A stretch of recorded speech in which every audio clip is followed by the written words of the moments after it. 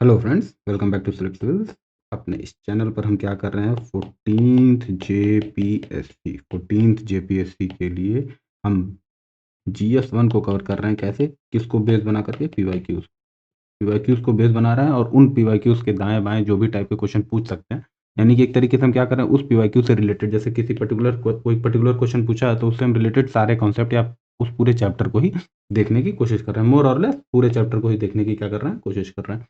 ठीक, तो एक तरीके का ये होलिस्टिक रिवीजन है। क्या है? होलिस्टिक रिवीजन है। ठीक, रिवीजन ऐसे नहीं कि सिर्फ पीवाईक्यूज पढ़ दिया और पूरा नहीं। तो एक तरीके का ये होल कंप्लीट रिवीजन है जिसको बोलते हैं। कि इसका मतलब ये हुआ कि अगर आपने पढ़ाई कर रखी है तब तो ये बहुत फ़ायदेमंद है, और उसके अलावा आपने अगर नहीं भी पढ़ाई कर रखी है, कभी पॉलिटी पढ़ा भी नहीं है, मतलब इन द सेंस कि ऑब्वियसली पढ़ा है पर रिगरस पढ़ाई नहीं कर रखी है, मतलब पूरा दिल लगा के उसको नहीं पढ़ रखा है, एक बार लक्ष्मीकांत समझिए नहीं पढ़ रखा है, तो भी आपके लिए फ्रूटफुल है। मतलब उसके लिए भी इतना ही पढ़ लिया तो मोर देन इनफ है। क्यों? क्योंकि 1 महीने से कम बाकी है। अगर 8 महीने, अगर 8 कोई हो जाए तो 1 महीने से भी अब कम बाकी है आपके पास। 8 मार्च को ही अगर जेपीएससी हो जाए तो 1 महीने से कम बाकी है। तो अब आपके पास ये नहीं है कि आप मतलब हैवी बुक्स खोलें और उनको रिवाइज़ करना शुरू करें, तो सारी चीज़ें गड़बड़ हो जाती हैं। इसमें मैशअप हो जाता है, कुछ नहीं याद रहता है, पढ़ते रहते हैं, याद कुछ नहीं रहता। तो इस तरीके से कोशिश करेंगे रिवाइज़ होता चले, और इम्पोर्टेंट चीज़ें, जैसे मान लिया अगर 10 पेज का चैप्टर है बुक में, तो उसको 2 से 3 पेज में, 1 पेज में, ओवरऑल कॉपी के पेज में ख़त्म करने की कोशिश की। और मैं बोलता जाऊँगा उससे, समझ लिखा तो है ही मैंने, उसके अलावा मैं कंसेप्ट बोलता भी जाऊँगा, ज़्यादा बात नहीं करेंगे। ठीक? इसमें मैं क्या कर रहा हूँ कि आपको हैंड रिटन कुछ नोट लगाए भी हैं, रिटन भी हैं आपको, और बाकी सारा जो चैप्टर जो है आपको हैंड रिटन मिल जाएगा। ठीक? तो पहले ज़रा देख लेते हैं कि सिलेबस कैसा है। तो जो सिलेबस है वो पार्ट सी है इसमें। एक सेकंड, जो पार्ट सी पूछा जाता है, पार्ट सी में आपका क्या पूछा था, Indian polity and governance. GS1 में कई सारे पार्ट है, उसमें एक पार्ट सी है, उसमें पूछा जाता है इंडियन पॉलिटी एंड गवर्नेंस। तो कॉन्स्टिट्यूशन ऑफ इंडिया से 4 क्वेश्चन पूछे जाते हैं, पब्लिक एडमिनिस्ट्रेशन और गुड गवर्नेंस से 4 क्वेश्चन पूछे जाते हैं, और पंचायती राज और म्यूनसिपैलिटी से भी कितने क्वेश्चन पूछे जाते हैं, 2 क्वेश्चन। तो कुल मिला के इस सेक्शन से कितने क्वेश्चन पूछे जाते हैं, 10 क्वेश्चन। ये बड़े ईजी हैं, मतलब टफ आ गया तब तो नहीं कर पाएंगे। बाकी जो ईजी वाले होते हैं, 10 में से 8 से 9 क्या होते हैं, ईजी टू मॉडरेट होते हैं। ये किताब की चैप्टर के पहले पेज की पहले लाइन में होते हैं, या हद से मतलब दूसरी तीसरी लाइन के ही क्वेश्चन होते हैं। ठीक? मतलब आपने कोई चैप्टर खोला, सपोज करते हैं आप पार्लियामेंट खोल रहे हैं। ठीक? पार्लियामेंट की किसी एक इंपॉर्टेंट हेडिंग पर गए, जैसे आप गए मान लिया स्पीकर, लोकसभा के स्पीकर। ठीक? लोकसभा के स्पीकर, तो जो पहली दूसरी लाइन लिखी होगी किताब में उसी में से क्वेश्चन पूछ लिया जाएगा। प्रेसिडेंट के पास गया, प्रेसिडेंट में सीधा आपका आर्टिकल ही पूछ लेगा कि किस आर्टिकल के तहत प्रेसिडेंट का अपॉइंटमेंट होता है। ठीक? जैसे मान लिया सिंपल सा प्रेसिडेंट की, अब तक जो द्रौपदी मुर्मू जी हैं वो किस नंबर की प्रेसिडेंट है। फर्स्ट प्रेसिडेंट इतना तो नहीं पूछेगा कि फर्स्ट प्रेसिडेंट कौन थे, फिर भी पूछ सकता है कि कौन से ऐसे वाइस प्रेसिडेंट थे जो बाद में प्रेसिडेंट बन गए। इस टाइप के वेरी बेसिक क्वेश्चन। ठीक है, एकदम बेसिक। अब ये क्या है कि आप ह्यूमैनिटी या जीके का या पॉलिटी का ये होता है कि अगर आपने पढ़ रखा है तो आसान है, और नहीं पढ़ रखा है, टफ चीज़ें वो होती हैं जो आपने नहीं पढ़ रखी हैं। बाकी इसके अलावा अगर पढ़ रखा है तो there is no such thing as tough और ईजी, मैथ्स टाइप का नहीं है कि ये सवाल सबके लिए टफ है, नहीं। कि जिसके पास दिमाग है उसको आसान है, और जिसके पास थोड़ा-सा वीक है मैथ में तो उसके लिए टफ है। ना, पॉलिटी जिसने पढ़ रखी है उसके लिए आसान हो गई, जिसने नहीं पढ़ रखी है उसके लिए आसान नहीं है। तो इस टाइप का मतलब आपकी आईक्यू लेवल, आपका रीडिंग कैपेबिलिटी कुछ मैटर नहीं करता। 1 बार, 2 बार, 3 बार गो थ्रू हुए और एक बराबर आपको आने लगेगी। जितना एक वकील को आती है उतनी ही ज़्यादा पॉलिटी आपको आने लगेगी। पर हमें वकील बनना नहीं है, हमें वकील नहीं बनना है। हमें क्या बनना है बाबू? ब्यूरोक्रेट बनना है, ब्यूरोक्रेट। ठीक? तो ब्यूरोक्रेट क्या होता है? हल्का-फुल्का सब कुछ जानता है। तो हल्का-फुल्का हमें क्या करना है? सुपरफिशियल लेवल पे, सरफेस लेवल पे जानना है। ठीक? शुरू करते हैं। पहला क्वेश्चन कह रहा है, who among the following has termed drafting committee as drifting committee. कह रहा है किसने ड्राफ्टिंग ड्राफ्टिंग कमिटी को ड्रिफ्टिंग कमिटी कहा था। अभी हम देखेंगे कि कॉन्स्टिट्यूशन ऑफ इंडिया बनाने के लिए एक असेंबली बनाई गई थी कैबिनेट कमीशन के तहत। कैबिनेट कमीशन, जो कैबिनेट मिशन आया था, उसने बताया था कि अगर भारत का संविधान बनना है तो एक कॉन्स्टिट्यूएंट असेंबली बनाई जाएगी, संविधान सभा बनाई जाएगी। वो संविधान सभा क्या करेगी? भारत का कानून बनाएगी, भारत का संविधान बनाएगी, एक्चुअली कानून नहीं। तो वो संविधान सभा गठित हुई, उस संविधान सभा में कुछ मेंबर्स, देखेंगे अभी सारे उनकी डिटेलिंग, की मेंबर्स चुनेगा। उसी मेंबर्स में से कई सारे मेंबर्स कई सारी कमिटीज़ की, मतलब क्या किया गया, कॉन्स्टिट्यूशन बनाने के काम को सब डिवाइड कर दिया गया। तो एक काम उसमें जो था वो था कॉन्स्टिट्यूशन को ड्राफ्ट करना, जो सबसे इम्पोर्टेंट काम था। ओवरऑल एक ड्राफ्ट बनाना कि इस तरीके का कॉन्स्टिट्यूशन होगा। तो उस कमिटी को, उस सभा को हम क्या कह रहे थे? ड्राफ्टिंग कमिटी कह रहे थे, ड्राफ्टिंग समिति। तो चूँकि ये उसकी कई सारी क्रिटिसिज़्म है, जैसे कॉन्स्टिट्यूशन बनने में करीब-करीब 2 साल से के लगभग ऊपर लग गए।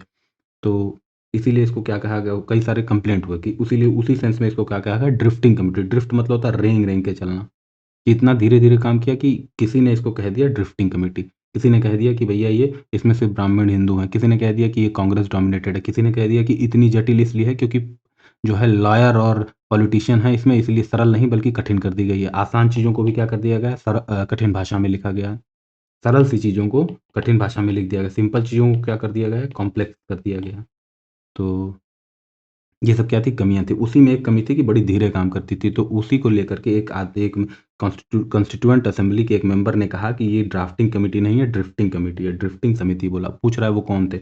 एन गोपालास्वामी अयंगर थे, नज़रुद्दीन अहमद थे, एस.एन. मुखर्जी थे, टी.टी. कृष्णचारी थे। तो इसका आंसर होगा, एक सेकंड ज़रा मैं पेन चेंज कर लूँ। इसका आंसर होगा नज़ीरुद्दीन अहमद। इन्होंने बोला था कि ये ड्रिफ्टिंग समिति है, ठीक?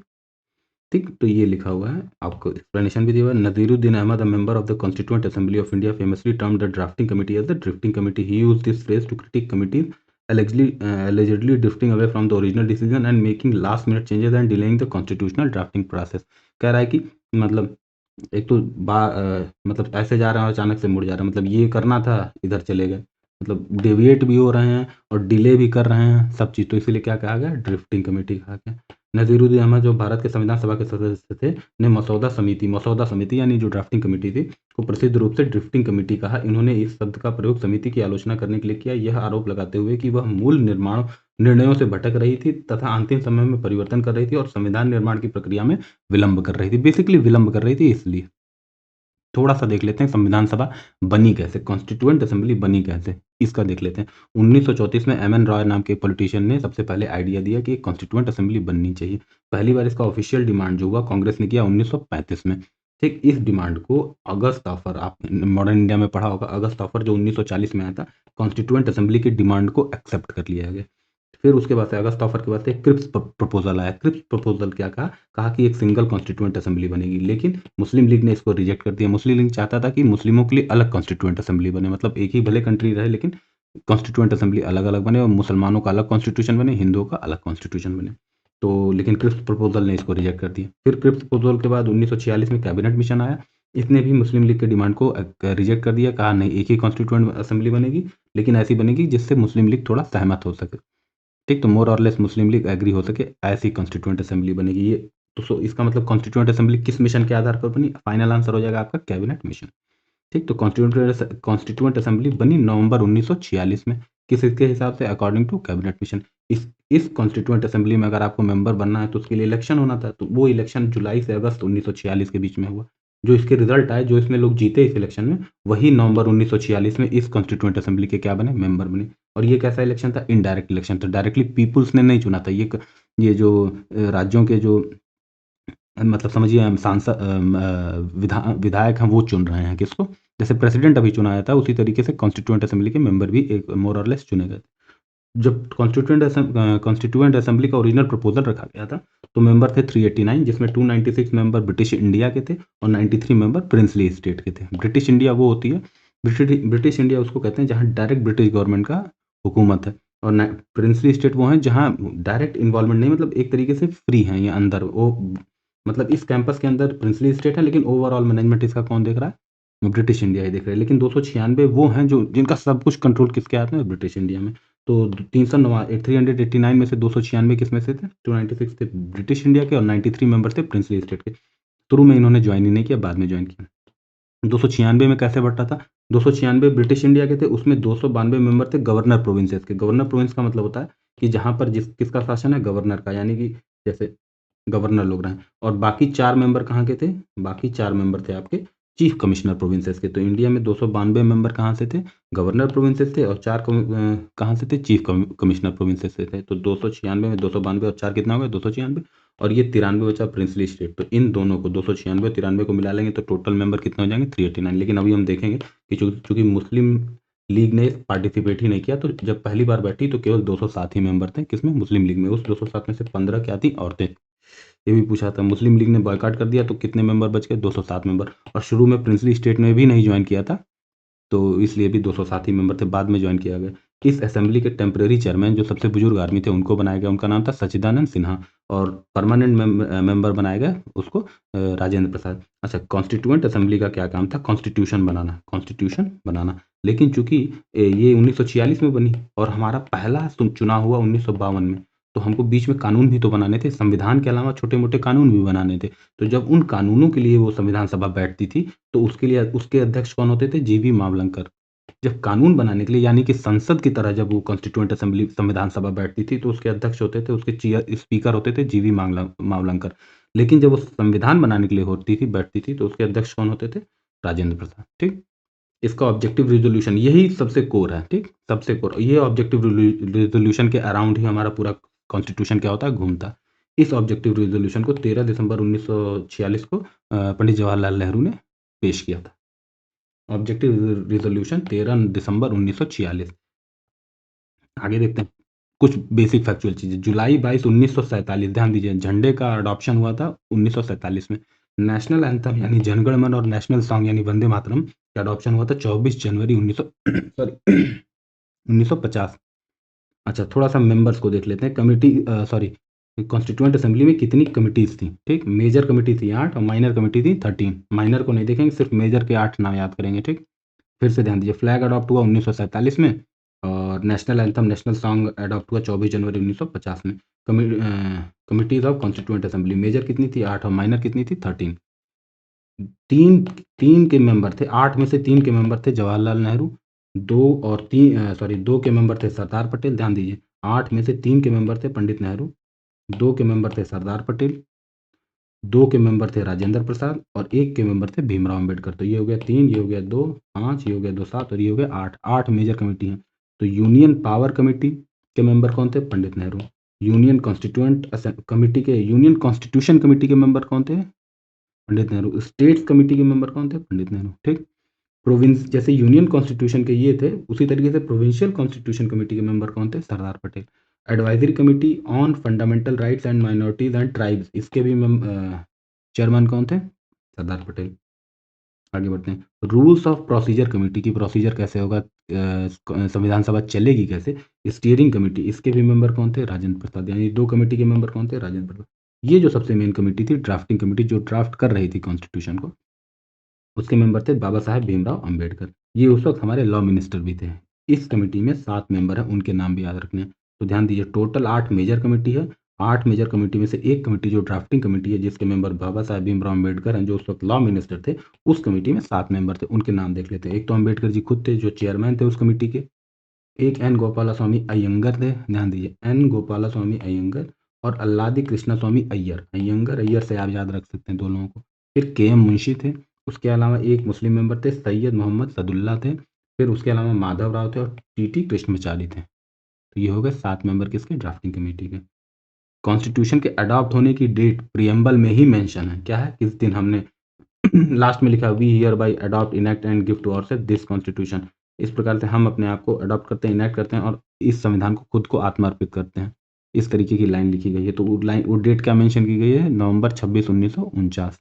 और उसी दिन नवंबर 26 को ही हर साल हम क्या मनाते हैं? संविधान दिवस मनाते हैं। याद रखिए, नवंबर 26 1949 ही डेट मेंशन है किसमें? प्रियम्बल में। We do hereby adopt and enact and give to ourself this constitution. ठीक, सबसे तमाम बातें कहते हुए लास्ट में क्या लिखा गया? ये, we the people of India having solemnly resolved to constitute India into a sovereign socialist secular democratic republic and to give to ourselves and something something करके जो है लास्ट में ये लिखा गया है कि we do hereby adopt enact and give to ourself this constitution. और 26 नवंबर को ही हम क्या मनाते हैं? Constitution day. अब क्रिटिसिज्म क्या है? क्रिटिसिज्म कह रहा है कि नॉट अ रिप्रेजेंटेटिव बॉडी। बहुत लोग क्रिटिसाइज करते हैं कि जो कॉन्स्टिट्यूएंट असेंबली थी वो असली भारत को रिप्रेजेंट ही नहीं कर रही थी, क्योंकि डायरेक्ट इलेक्शन उन मेंबर्स का हुआ ही नहीं था। कह रहा है नॉट अ सोवरेन बॉडी। जो कॉन्स्टिट्यूएंट असेंबली थी वो सोवरेन बॉडी भी नहीं थी, स्वायत्त संस्था नहीं थी एक तरीके से, क्योंकि उसको अंग्रेजों ने बनाया था, तो इसलिए स्वायत्त कैसे रहेगी। तीसरी जो है, टाइम कंज्यूमिंग है। इसी की आलोचना ड्रिफ्टिंग कमेटी के फॉर्म में की जाती है। ठीक, अगली है कि डोमिनेटेड बाय कांग्रेस है। दूसरा, हिंदूज ब्राह्मण्स और लॉयर्स और इसमें जो है डोमिनेट करते हैं। ठीक, ठीक है, तो ये सब आलोचना है। जैसे टाइम कंज्यूमिंग वाला है, जैसे अमेरिका का संविधान जो है 4 महीने में बन गया था। अमेरिका का संविधान 4 महीने में बन गया था। ओरिजिनल अमेरिकी संविधान में केवल 7 ही आर्टिकल हैं।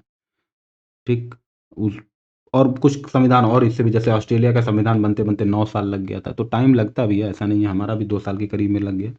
और तो ठीक है, ये बेसिक बातें हो गई। उसके अलावा वुमेन मेंबर आपको पता है 15 मेंबर थे। सबसे ज़्यादा मैक्सिमम मेंबर जो चुन के आए थे वो यूनाइटेड प्रोविंस, जिसका अब नाम उत्तर प्रदेश है, से 55 मेंबर चुन के आए थे, और मद्रास से 49 मेंबर, जिसका अब नाम तमिलनाडु है। टोटल कितनी बार कॉन्स्टिट्यूएंट असेंबली बैठी थी? 11 बार बैठी थी। ठीक है, तो ये कॉन्स्टिट्यूएंट असेंबली का बेसिक हो गया। ओके, अब चलते हैं नेक्स्ट क्वेश्चन पे। ओके, तो नेक्स्ट क्वेश्चन पे चलते हैं। अच्छा, नेक्स्ट क्वेश्चन कहाँ पर है ये? ओके, ये है नेक्स्ट क्वेश्चन। क्या क्या कह रहा है नेक्स्ट क्वेश्चन? कह रहा है how many parts, articles and schedules was there in the original constitution. कह रहा है ओरिजिनल कॉन्स्टिट्यूशन में कितने पार्ट थे जब। तो कह रहा है 22 पार्ट, 395 आर्टिकल और 8 शेड्यूल। ठीक, 22 part, 395 article, 8 schedule. 24 part, 450 article, 12 schedule. 22 part, 390 article, 8 schedule. 24 part, 425 article और 12 शेड्यूल। तो कॉन्स्टिट्यूशन को जो है पार्ट्स में भी और शेड्यूल्स में बांटा गया है। ठीक, और साथ ही साथ जो है उसके अलावा एक ऑब्वियसली आर्टिकल्स तो हैं ही। ठीक, पार्ट, शेड्यूल्स और आर्टिकल्स के बारे में पूछ रहा है, तो बताना है। ठीक है, तो पार्ट्स के बारे में, आर्टिकल्स के बारे में और शेड्यूल्स के बारे में। ठीक है, और कॉन्स्टिट्यूशन को क्या किया गया कि उस ओरिजिनली 22 पार्ट्स में, यानी कि खास तरीके की चीज़ों को एक पार्ट में, उससे अलग तरीके की चीज़ों को एक पार्ट में, फिर एक सिमिलर चीज़ों को इस तरीके से 22 पार्ट्स में डिवाइड कर दिया गया था। जैसे कि पहले पार्ट में नेम वगैरह और टेरिटरी वगैरह रखी गई थी। दूसरे पार्ट में जितने जितने आर्टिकल सिटीजनशिप के हैं उनको एक साथ रख दिया गया। तीसरे पार्ट में फंडामेंटल राइट के जितने आर्टिकल हैं उनको एक साथ रख दिया गया। ठीक, मेन चीज़ क्या है? आर्टिकल है। रियल चीज़ क्या है? आर्टिकल है। आर्टिकल्स में वो कानून, वो संविधान के नियम लिखे हुए हैं, और उनकी ग्रुपिंग करके क्या बना दिया गया? पार्ट बना दिया गया। अब शेड्यूल क्या होते हैं? शेड्यूल समझिए कि जैसे मान लिया, शेड्यूल कैसे समझाया, मान लिया आपको कहा जाए कि आर्टिकल एक्स में ओथ लिखी हुई है, किसकी? प्रेसिडेंट की, कि प्रेसिडेंट ओथ लेंगे, तो उससे रिलेटेड एक शेड्यूल होगा जिसमें वो डिट्टो ओथ ही लिखी होगी, वो शपथ लिखा होगा। तो स्पेशल चीज़ कोई मेंशन की है जिसके बैकग्राउंड में ये आर्टिकल अप्लाई हो रहा है, तो वो हो जाएगा आपका शेड्यूल। जैसे मान लिया कोई आर्टिकल है जेड, मान लिया रैंडम कोई आर्टिकल है जेड, उस वो कह रहा है कि इंडिया की इतनी लैंग्वेजेज होंगी, 22 लैंग्वेजेज होंगी, जो जिनको हम ये खास तरीके की लैंग्वेज बोलेंगे, तो उन 22 का नाम एक शेड्यूल में लिखा रहेगा। ठीक, तो वो क्या हो जाएगा? हमारा शेड्यूल हो जाएगा। इस तरीके से क्या हो जाएंगे? टोटल 12 शेड्यूल हो जाएंगे। अक्सर जब आप ओरिजिनल कॉन्स्टिट्यूशन देखेंगे, मतलब जब आप बेयर एक्ट पढ़ेंगे, तो उसमें लिखा रहेगा आर्टिकल के बाद से रिफर टू दिस शेड्यूल, मतलब इस आर्टिकल को कंप्लीटली समझने के लिए इस शेड्यूल को रेफर करिए। तो इस तरीके से ओरिजिनल कॉन्स्टिट्यूशन में पूछ रहा है कितने शेड्यूल, कितने पार्टिकल थे। तो ओरिजिनल जो कॉन्स्टिट्यूशन था जब अडॉप्ट हुआ था, इनेक्ट हुआ था, और हमने अपने आप को गिव किया था, तो वो था 22 पार्ट। 22 यानी कि 1949 में कितने थे? 22 पार्ट थे। ये 22 पार्ट, 395 आर्टिकल्स और 8 शेड्यूल। अभी जो करंट की बात करें, अगर हम करंट सिचुएशन क्या है हमारी? करंट सिचुएशन है मेरे ख्याल से 2026 में देखा जाए तो 2026 में आपका है 400, करीब 448 आर्टिकल्स हैं और 25 पार्ट हैं। मतलब इन 448 आर्टिकल्स को 25 पार्ट में बांटा गया है, यानी प्लस 3 पार्ट और जुड़ गए हैं, और 12 शेड्यूल्स हैं। कितने? 12 शेड्यूल्स, यानी कि 8 के बाद प्लस 4 शेड्यूल और जुड़ गए हैं एज ऑफ 2026। ये करंट सिचुएशन है हमारी 2026 में। 448 आर्टिकल हैं, 25 पार्ट हैं और 12 schedules. Okay, the original constitution of India, जो कि 26 जनवरी 1950 को अडॉप्ट हुआ था, उसमें 395, एक्चुअली अडॉप्ट तो इस दिन ही हुआ था 1949 को ही, लेकिन सारे पार्ट जो है अप्लाई एक साथ नहीं हुए थे। लिख तो गए थे, अप्लाई एक साथ, इनएक्ट इनफोर्स एक साथ नहीं हुए थे। सारे इनफोर्स किस दिन हुए थे? 26 जनवरी 1950। इसीलिए हम उस दिन क्या मनाते हैं? Republic day. ठीक है, 395 आर्टिकल और 22 पार्ट्स में भारत का मूल संविधान, जो 26 जनवरी 1950 को लागू हुआ, में 22 भागों में 8 अनुसूचियों में तथा 395 अनुच्छेदों में विभाजित किया गया है। अगला क्वेश्चन क्या कह रहा है? The provision for election commission in Indian constitution was inspired by which of the following countries. ये थोड़ा सा देखना, हमारा जो कॉन्स्टिट्यूशन था, इस बेसिक क्या क्वेश्चन पूछ रहा है, जो हमारे कॉन्स्टिट्यूशन में इलेक्शन कमीशन का, चुनाव आयोग का जो कॉन्सेप्ट है, चुनाव आयोग का, वो कहाँ से प्रेरित है। तो चूंकि इतना बड़ा कॉन्स्टिट्यूशन है हमारा, और हमारे देश से पहले भी बहुत ज़्यादा सारी कंट्रीज में क्या लिखा गया था? कॉन्स्टिट्यूशन लिख गया था। तो ड्राफ्टिंग कमेटी ने क्या किया था? बहुत सारे कॉन्स्टिट्यूशंस को खंगाला था और वहाँ से जो चीज़ें अपनी तरफ ली थी, अच्छी चीज़ें जो हैं, लगा कि उस देश में काम कर रही हैं तो हमारे देश में भी काम करेंगी। तो इस तरीके से नकल तो नहीं किया था, प्रेरित किया था, मतलब उससे मिलती-जुलती चीज़। ऑब्वियसली कोई कॉन्स्टिट्यूशन तो एक जैसा है, लोग हर जगह एक जैसे रहते हैं, तो मोर और लेस सबका कॉन्स्टिट्यूशन एक जैसा होता है। अब ऐसा तो नहीं कि किसी देश में फंडामेंटल राइट होगा ही नहीं, मतलब साँस नहीं लेना, या कोई ऐसा देश तो नहीं है जहाँ कॉन्स्टिट्यूशन होगा और बिना पूछे गिरफ्तार कर लिया जाए, मजिस्ट्रेट के सामने या जज के सामने, या अपनी बात कहने का मौका ना दिया जाए। तो ये तो मतलब लॉजिकल बातें हर कॉन्स्टिट्यूशन में सेम है। तो इसीलिए क्या किया गया है, हर जगह से क्या किया गया है, कॉन्स्टिट्यूशन को अडॉप्ट किया। कोई जादुई चीज़ नहीं लिखी गई है भैया, सिंपल सा आप बैठेंगे आप भी लिख लेंगे। लेकिन जब जो चीज़ें पहले की जा चुकी हैं, अब ऐसा तो है नहीं कि हम कोई रॉकेट साइंस बना रहे हैं तो ओरिजिनल बनाना है हमें, समझ रहे हैं ना? हमें तो जीने का एक सिंपल सा तरीका बनाना है। तो कॉन्स्टिट्यूशन क्या करता है, एक अच्छा कॉन्स्टिट्यूशन क्या होता है, जो सरल हो, इतना सरल हो कि हम जो छुट-पुट चीज़ें हैं उसमें हम ना फँसें। समझ रहे? मूल मेन कॉन्स्टिट्यूशन का क्या बात है कि हम छुट-पुट चीज़ों में फँस करके हम बड़ी चीज़ों पे फ़ोकस ना खो जाएँ। ठीक? तो लेकिन अक्सर क्या होता है, जो लॉयर पॉलिटिशियन होते हैं वो क्या करेंगे, ये हमारा मेन काम नहीं है कॉन्स्टिट्यूशन बनाना। कॉन्स्टिट्यूशन बनाना हमारा मेन काम नहीं है, हमारा मेन काम है कॉन्स्टिट्यूशन बना कर के अब मेन काम करना है। समझ रहे हैं? कॉन्स्टिट्यूशन बनाना नहीं, अगर बिना कॉन्स्टिट्यूशन के भी हम लाइफ़ बढ़िया से जी लेते हैं तो कॉन्स्टिट्यूशन की कोई ज़रूरत नहीं। लेकिन देखा गया कि अगर कॉन्स्टिट्यूशन, संविधान, लॉ ना रहे, तो ये जो बड़ी-बड़ी चीज़ें हैं इसमें हम छोटी-छोटी चीज़ों में फँस कर रह जाएँगे। तो इसीलिए क्या बनाया गया, कॉन्स्टिट्यूशन बनाया गया।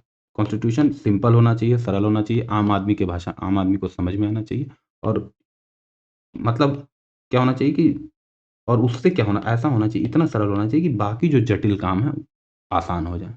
ठीक? लेकिन लॉयर पॉलिटिशियन हो जाते हैं तो इसी को हम संविधान बनाने को ही कोर-गोल बना लेते हैं।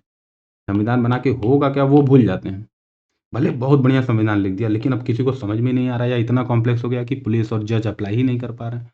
तो मेन गोल तो फेल कर गया ना, तो कॉन्स्टिट्यूशन की ज़रूरत ही क्या हुई? ये सब क्या है, क्रिटिसिज़्म है। आप मेंस में ये ओवरऑल थियोरेटिकल मैं आपको बता रहा हूँ, बताना नहीं चाहिए। ठीक है, पर आप सोचेंगे तो यही देखें, भई कानून बहुत बढ़िया बना दो। हम कानून के लिए थोड़ी ज़िंदा हैं, हम ज़िंदा हैं और बीच में इसलिए हमने कानून बनाया है कि भैया और दिक्कतें ना हों हमको। छोटी-छोटी चीज़ों से हम क्या हों, बचे रहें। बड़ी चीज़ों के लिए नहीं है, बड़ी चीज़ें संविधान और ये सब नहीं देख पाएँगे, छोटी चीज़ों के लिए। कोई आके मार देगा तो फिर क्या ही कर लेंगे आप? जब समाज में अनएथिक्स हो जाएगी, अनएथिकल चीज़ें फैलने लगेंगी, समझ रहे हैं क्या कहने की कोशिश कर रहा हूँ? ब्रॉड चीज़ों को, अब कोई माँ अपने बेटे को ही मार दे तो क्या कर लेगा? कब पैदा हुआ बच्चा उसको मार दे तो कॉन्स्टिट्यूशन, कोई लॉ या कुछ बचा सकता है क्या? तो ब्रॉड चीज़ है, ये बड़ी चीज़ है। छोटी-छोटी चीज़ है कि भैया चोरी हो गई तो भैया मुझे मेरा सामान वापस चाहिए। ये छोटी-सी चीज़ थी। तो इस सब चीज़ के लिए क्या होता है, लॉ वगैरह होता है। अगला यही क्वेश्चन है, the provision for election commission in Indian constitution was inspired by which of the following countries? Ireland, United kingdom, United states of America और नन ऑफ दीज़। तो इसका सिंपल सा आंसर आपको बताना है, आयरलैंड ही होना चाहिए। ठीक है? तो इसको करते हैं। 1 सेकंड। ओके, तो इसको आंसर करना है हमें, the provision for election commission in Indian constitution was inspired by which of the following countries? तो इसका आंसर हो जाएगा आपका आयरलैंड। आयरलैंड से इंस्पायर हुआ है। ओके। अब हम देख लेते हैं और कहाँ-कहाँ से और क्या-क्या प्रोविज़न इंडिया के इंस्पायर हुए हैं। भारत का निर्वाचन आयोग आयरलैंड के संविधान में प्रदान की गई स्वतंत्र निर्वाचन व्यवस्था से प्रेरित है। ठीक? तो इलेक्शन कमीशन ये हो गया। ये थोड़ा-सा देखने की कोशिश करते हैं, राइट डाउन करके मैं आपके लिए लाया हूँ। सोर्सेज़ ऑफ इंडियन कॉन्स्टिट्यूशन, तो 1, 2, 3, 4, 5, वैसे तो बहुत सारे सोर्स है, 6, 7, 8, 9, 10, 11 जो मेजर बुक्स में दिया होता है वहाँ से लिया है ये। सोर्सेज ऑफ इंडियन कॉन्स्टिट्यूशन, बस इतना ही जानना है क्योंकि यही बार-बार पूछा जाता है। हम सबसे सबसे बड़ा जो सोर्स है वो है गवर्नमेंट ऑफ इंडिया एक्ट 1935। आखिरी एक्ट जो ब्रिटिश बना के गए थे, मतलब obviously independence of India act से पहले वाला जो एक्ट है 1935 का, उससे क्या-क्या लिया गया, फेडरल स्कीम ली गई, मतलब फेडरल सिस्टम होगा इंडिया में कि स्टेट की गवर्नमेंट होगी, सेंटर की गवर्नमेंट होगी, इस तरीके से फेडरल सिस्टम होगा। जो गवर्नर का ऑफिस है, ध्यान दीजिए, गवर्नर का ऑफिस का कांसेप्ट कहाँ से आया, गवर्नमेंट ऑफ इंडिया एक्ट। इसको अपॉइंट कौन करेगा, ये कहीं और से आया है। इस ऑफिस का कांसेप्ट कहीं और से आया है। ध्यान देना, समझने की बात है। क्या ओरिजिन की बात हो रही है। फेडरल स्कीम कहाँ से आया है, इंडियन एक्ट से। लेकिन स्ट्रॉन्ग सेंटर होगा ये कनाडियन कॉन्स्टिट्यूशन से आया है। ठीक है, तो फेडरल स्कीम का कॉन्सेप्ट आया है गवर्नमेंट ऑफ इंडिया एक्ट से। ऑफिस ऑफ गवर्नर का कॉन्सेप्ट आया है कि गवर्नमेंट ऑफ इंडिया एक्ट से। जुडिशरी का कॉन्सेप्ट, मेन जो जुडिशरी है हमारी, उसका कॉन्सेप्ट कहाँ से आया है? Indian government of India act से। अब जुडिशरी इंडिपेंडेंट होगी, कैसी होगी, ये कहीं और से आया है। Public service commission, UPSC, state PCS, Jharkhand PCS वगैरह जो है, वो कहाँ से आए हैं? वो भी कहाँ से आए हैं? गवर्नमेंट ऑफ इंडिया एक्ट 1935 से। इमरजेंसी के प्रोविजंस, इमरजेंसी लगेगी, इसके प्रोविजंस नहीं। इमरजेंसी जैसी कुछ ऐसी सिचुएशन होगी जिसमें कुछ खास चीज़ें अप्लाई होंगी, तो उसका कॉन्सेप्ट जिसको इमरजेंसी बोलते हैं वो कहाँ से है? वो भी गवर्नमेंट ऑफ इंडिया एक्ट 1935 से है। एडमिनिस्ट्रेटिव डिटेल्स कैसे एडमिनिस्ट्रेशन होगा पूरे देश का संविधान का ओवरऑल, तो ये सब भी कहाँ से अडॉप्ट किया गया है? गवर्नमेंट ऑफ इंडिया एक्ट 1935 से। ब्रिटिश कॉन्स्टिट्यूशन से क्या अडॉप्ट किया गया? पार्लियामेंट्री सिस्टम, मतलब प्रेसिडेंशियल सिस्टम नहीं होगा हमारे यहाँ, क्या होगा? पार्लियामेंट्री सिस्टम होगा, ठीक? रूल ऑफ लॉ होगा, कानून का शासन होगा हमारे यहाँ, मतलब no one is above the law and law treats everyone equal करके जो चीज़ें हैं। लेजिस्लेटिव प्रोसीजर, मतलब बिल कैसे पास होगा, पेश कैसे होगा, मोशन कैसे अडॉप्ट होगा, इस तरीके का प्रोसीजर भी हम कहाँ से लिए, सीखे हैं। मतलब सीखा क्या है, मतलब अडॉप्ट किया है ब्रिटिश कॉन्स्टिट्यूशन से।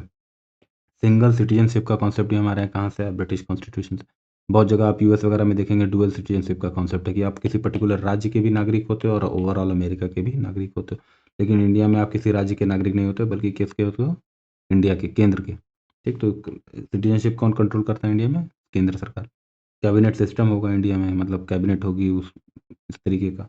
रिट्स, प्रेरोगेटिव रिट्स का जो कॉन्सेप्ट है वो ब्रिटिश कॉन्स्टिट्यूशन से है। पार्लियामेंट्री प्रिविलेजेस होगा कि मतलब पार्लियामेंट में कुछ भी बोलने की आज़ादी है, उस पे कोर्ट केस नहीं कर सकता है कोई, मतलब पार्लियामेंट सेशन चालू है तो किसी मेंबर को अरेस्ट नहीं किया जा सकता, इस तरीके की चीज़ें। बाईकैमरलिज्म की लोकसभा भी होगा, राज्यसभा भी होगा। तो द्विसदनीय व्यवस्था कहाँ से ली गई है? वो ब्रिटिश कॉन्स्टिट्यूशन से ली गई है। यूएसए से बहुत सारी चीज़ें ली गई हैं, जैसे फंडामेंटल राइट्स का पूरा कॉन्सेप्ट ही पूरी जिस तरीके से यूएसए में बहुत ब्रॉड है फंडामेंटल राइट्स। तो वहाँ से हमने क्या लिया? फंडामेंटल राइट्स को लिया, ओके। इंडिपेंडेंट जुडिशरी, थोड़ा-सा मुझे लग रहा है मेरी तबीयत नहीं ठीक है। इंडिपेंडेंट जुडिशरी का कॉन्सेप्ट देखिए, जुडिशरी का कॉन्सेप्ट लिया गया है यहाँ से गवर्नमेंट ऑफ इंडिया एक्ट से, लेकिन जुडिशरी किस तरीके से इंडिपेंडेंट होगी ये तरीका कहाँ से लिया गया? यूएस से लिया गया। जुडिशियल रिव्यू, मतलब सुप्रीम कोर्ट जो है संसद से बनाए कानून को रिव्यू कर सकती है, उसका कॉन्सेप्ट कहाँ से लिया गया? यूएसए से लिया गया। इम्पीचमेंट ऑफ प्रेसिडेंट, प्रेसिडेंट को इम्पीच किया जाएगा, वो भी कहाँ से लिया गया? यूएसए से लिया गया। रिमूवल ऑफ सुप्रीम कोर्ट या हाई कोर्ट के जजेस का भी कहाँ से लिया गया? यूएसए से लिया गया। देखिए सिर्फ प्रेसिडेंट इम्पीच होते हैं। इम्पीचमेंट सिर्फ किसका होता है? प्रेसिडेंट का। सुप्रीम कोर्ट के जज का, हाई कोर्ट के जज का इम्पीचमेंट नहीं होता, उनका रिमूवल होता है। हालाँकि लेकिन मतलब आम पत्रकार वगैरह या न्यूज़पेपर में भी इम्पीचमेंट ही लिखा होता है किसका? सुप्रीम कोर्ट या हाई कोर्ट के जजेस का। कि आपको सुना होगा आपने पेपर में छपा कि फलाँ जज को इम्पीच करने का मोशन पास पास हुआ है, नहीं, तो रिमूवल होता है। जजेस का क्या होता है? रिमूवल होता है। लेकिन जो प्रोसेस होती है रिमूवल की और इम्पीचमेंट की प्रेसिडेंट की, जो प्रेसिडेंट की इम्पीचमेंट और जजेस की रिमूवल की जो प्रोसेस है बहुत सिमिलर है, तो इसलिए दोनों को इम्पीचमेंट ही बोला जाता है। लेकिन इम्पीचमेंट सिर्फ़ और सिर्फ़ प्रेसिडेंट का होता है। ठीक है ना? जैसे रिमूवल किसी जज का होगा तो अंतिम साइन उसपे प्रेसिडेंट का हो जाएगा। प्रेसिडेंट का साइन होगा तो कोई उससे ऊपर अथॉरिटी नहीं है। वो बस अपने आप हो गया। ठीक, तो इसलिए वो क्या हो गया? इम्पीचमेंट हो गया। पोस्ट ऑफ वाइस प्रेसिडेंट का पोस्ट होगा, ये कॉन्सेप्ट भी कहाँ से आया? यूनाइटेड स्टेट से आया। आयरलैंड से अभी आपने देखा इलेक्शन कमीशन इंडिपेंडेंट होगा, ये भी कॉन्सेप्ट कहाँ से है? आयरलैंड से। उसके अलावा नीति निर्देशक जो सिद्धांत है डीपीएसपी है, जिसके आधार पे एक शासन होना चाहिए, उस तरीके की चीज़ें भी कहाँ से आई हैं? आयरलैंड से आई हैं। नॉमिनेशन टू राज्यसभा, आपको पता है प्रेसिडेंट 12 लोगों को क्या करता है? नॉमिनेट करता है राज्यसभा में। उसका कॉन्सेप्ट कहाँ से आया है? स्पेशल फील्ड में प्रदर्शन करने वाले 12 लोगों को क्या करता है? नॉमिनेट करता है। इसका कॉन्सेप्ट आयरलैंड से आया है। देखिए, प्रेसिडेंट का इलेक्शन होगा कैसे, ये कहाँ से आया? आयरलैंड से आया है। कि राज्यों के लोग भी, विधायक भी वोट करेंगे। कैनेडियन कॉन्स्टिट्यूशन से हम क्या ले रहे हैं? स्ट्रॉन्ग सेंटर है। जैसे इंडिया में फेडरल कॉन्स्टिट्यूशन तो है ही, मतलब केंद्र सरकार है और राज्य सरकार है। लेकिन जो संविधान है वो झुका हुआ है किसकी तरफ? मोर पावर किसको देता है? सेंटर को पावर ज़्यादा देता है संविधान। और कह रहा है साथ ही साथ रेजिडुअरी पावर, जैसे मान लिया दो 10 पावर लिखी हुई है और 11वीं पावर नहीं लिखी हुई है कि 10 पावर, ये 10 पावर है, ये किसकी है? ये केंद्र की है, ये राज्य की है, ये केंद्र की है, राज्य की है, ऐसे करके 10 चीज़ों के बारे में लिखा है। लेकिन 11वीं चीज़ नहीं लिखी हुई है, तो जो नहीं लिखी हुई है वो किसके पास चली जाएगी? बची हुई पावर किसके पास चली जाएगी? रेजिडुअरी पावर किसके पास चली जाएगी? सेंटर के पास। गवर्नर का देखिए, ऑफिस ऑफ द गवर्नर कहाँ से आ रहा है? गवर्नमेंट ऑफ इंडिया एक्ट से आ रहा है।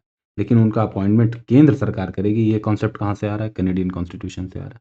एडवाइजरी जुरिस्डिक्शन होगा, सुप्रीम कोर्ट एडवाइस कर सकती है प्रेसिडेंट को स्पेशल मैटर्स में, 143 में एडवाइस कर सकती है। वो उसका कॉन्सेप्ट कहाँ से आता है? उसका कॉन्सेप्ट कैनेडियन कॉन्स्टिट्यूशन से आता है, ओके। अगला ऑस्ट्रेलियन कॉन्स्टिट्यूशन से भी हमने अडॉप्ट किया कंकरेंट लिस्ट, आपको पता है ना, एक होती है स्टेट लिस्ट, सेंटर लिस्ट, उसी तरीके से एक क्या होती है? कॉन्करेंट लिस्ट, जिसमें दोनों स्टेट और केंद्र राज्य और केंद्र दोनों नियम बना सकते हैं, तो उस लिस्ट को हम क्या कहते हैं? कॉन्करेंट लिस्ट कहते हैं।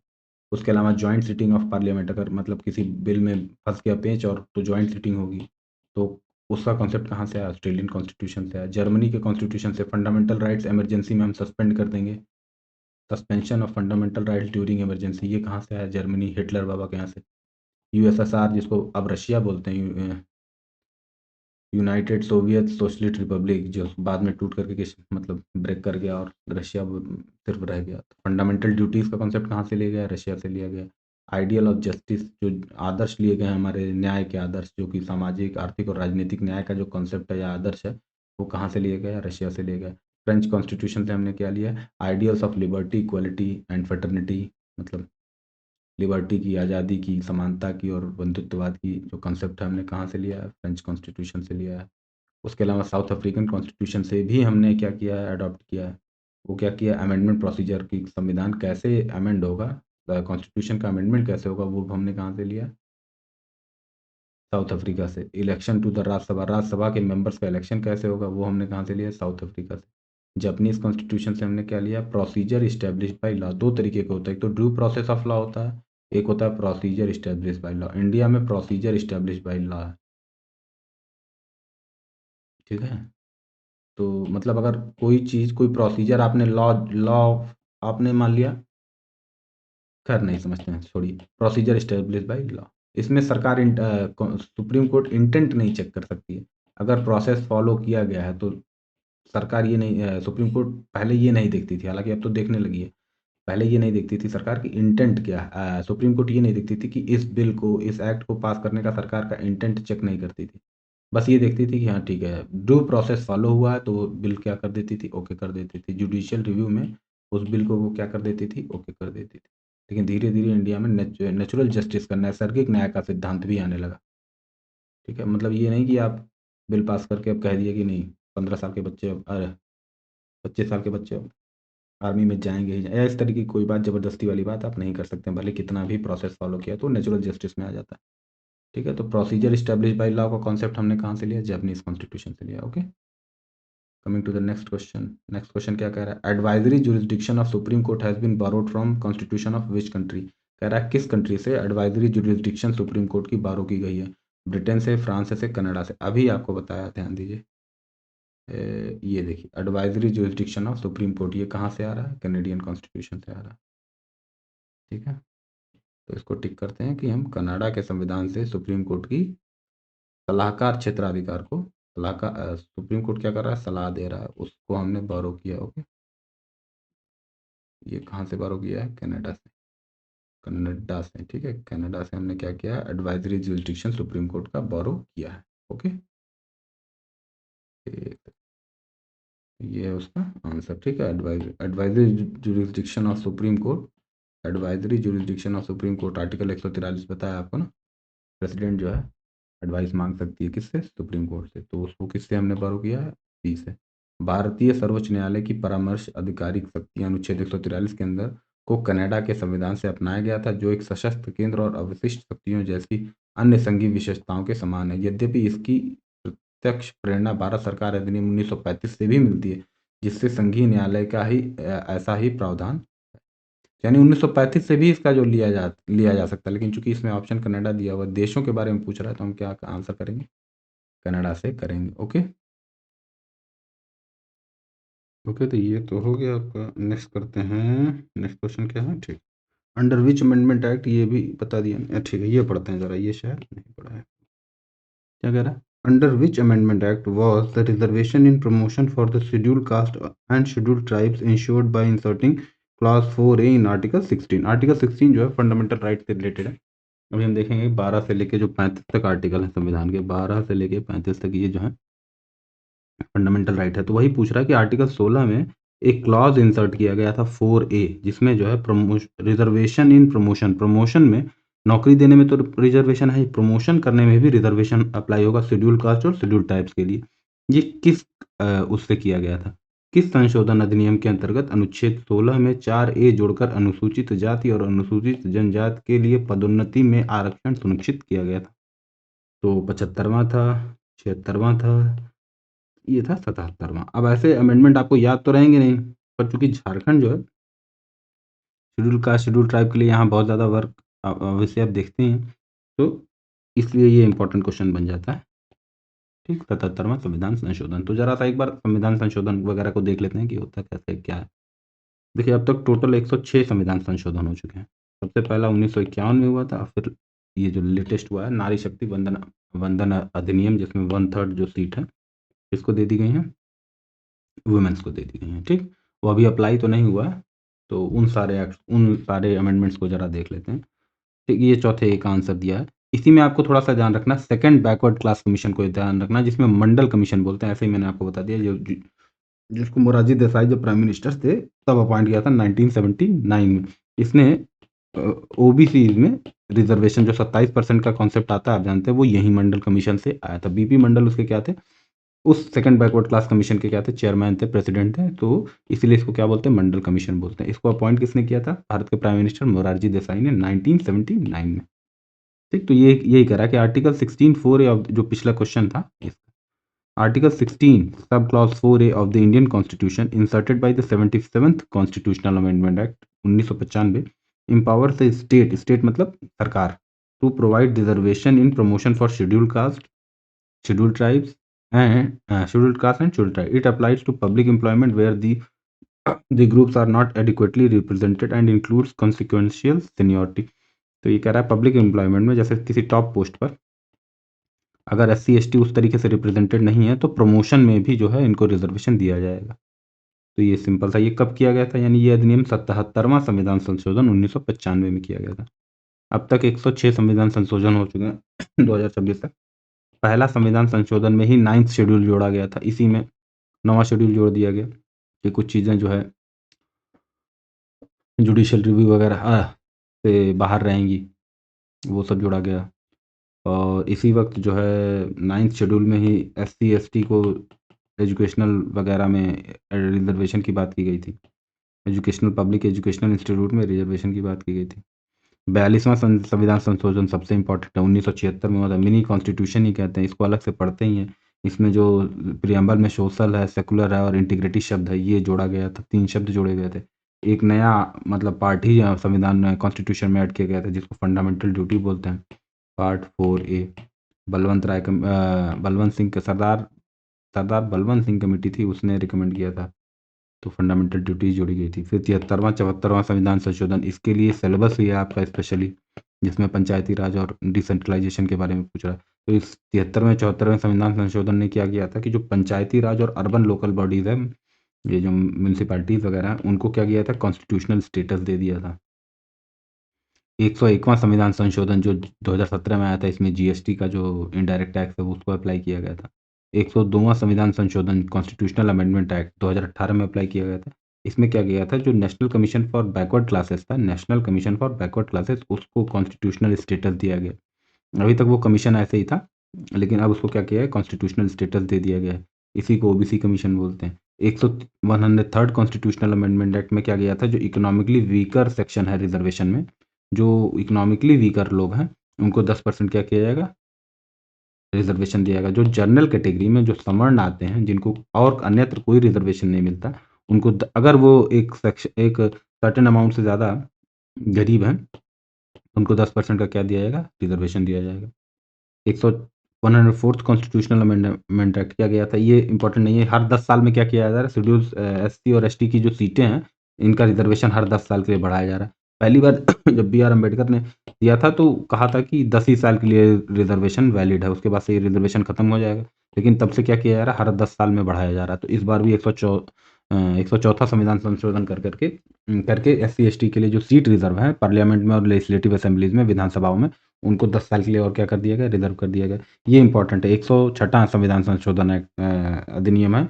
इसमें 1/3 सीटें औरतों को रिजर्व कर दी गई हैं पार्लियामेंट में और स्टेट की लेजिस्लेटिव असेंबलीज वगैरह में। क्या कर दी गई, 1/3 अभी अप्लाई नहीं हुआ, 1/3 सीटें जब अगला डिलिमिटेशन वगैरह या क्या होगा तब अप्लाई होगा। 2029 में मेरे ख्याल से अप्लाई होगा ये।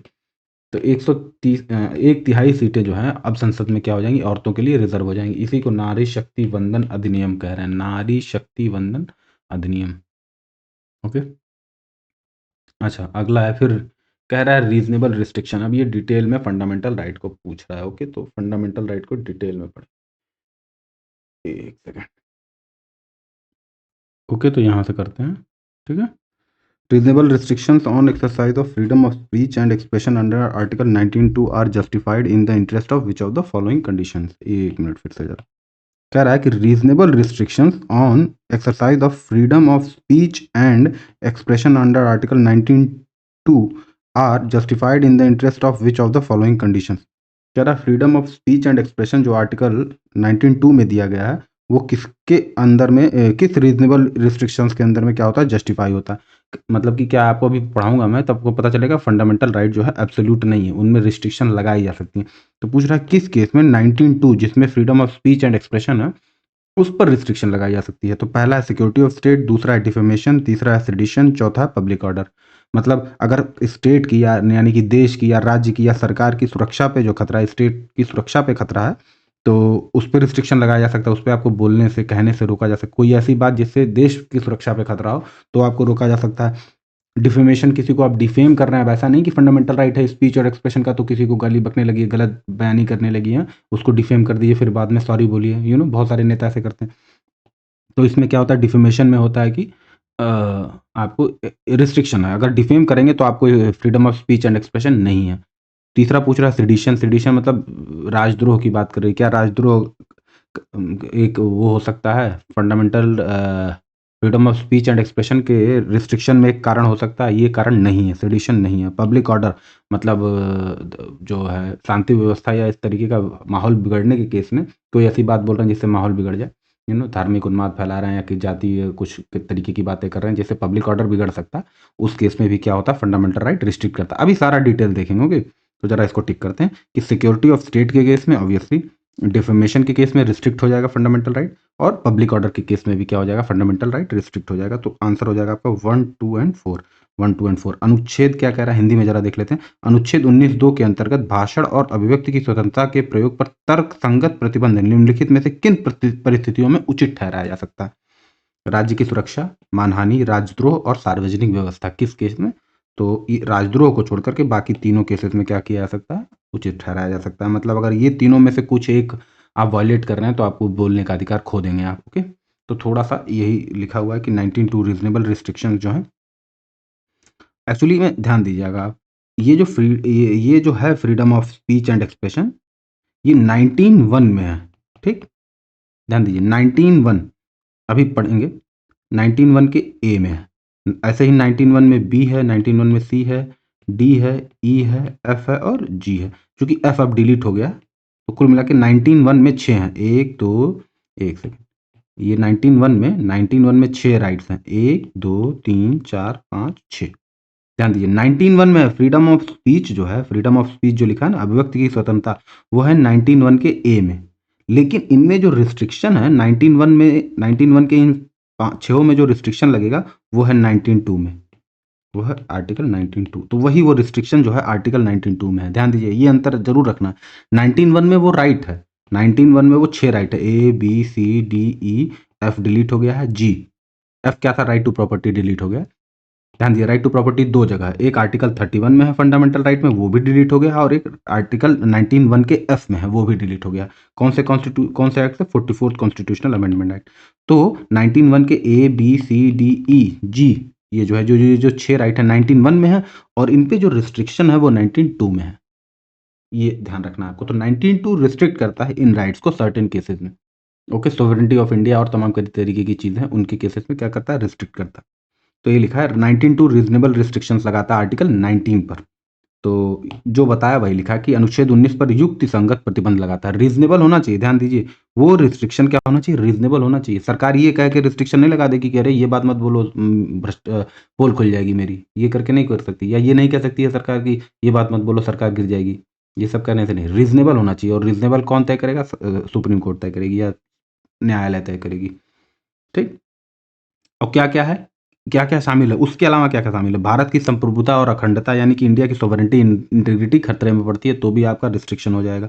राज्य की सुरक्षा यानी कि सिक्योरिटी ऑफ स्टेट, सार्वजनिक व्यवस्था बिगाड़ रहे हैं आप यानी मतलब पब्लिक ऑर्डर बिगाड़ रहे हैं, friendly relation with foreign state, ऐसा ऐसा बात कर रहे हैं जिससे कि जो किसी जो है फॉरेन राज्य से हमारे रिश्ते बिगड़े, किसी प्रेसिडेंट को कुछ कह दिया, उसकी मतलब शालीनता या नैतिकता आप बिगाड़ रहे हैं, मतलब मोरालिटी डिसेंसी और मोरालिटी को बिगाड़ रहे हैं, न्यायालय की अवमानना कर रहे हैं, कंटेम्प्ट कर रहे हैं कोर्ट का, मानहानि कर रहे हैं, डिफेमेशन कर रहे हैं, और अपराध के लिए उकसा रहे हैं। मतलब ऐसी बात बोले जिससे कोई अपराध करे तो वो भी आपको नहीं करना है, ठीक।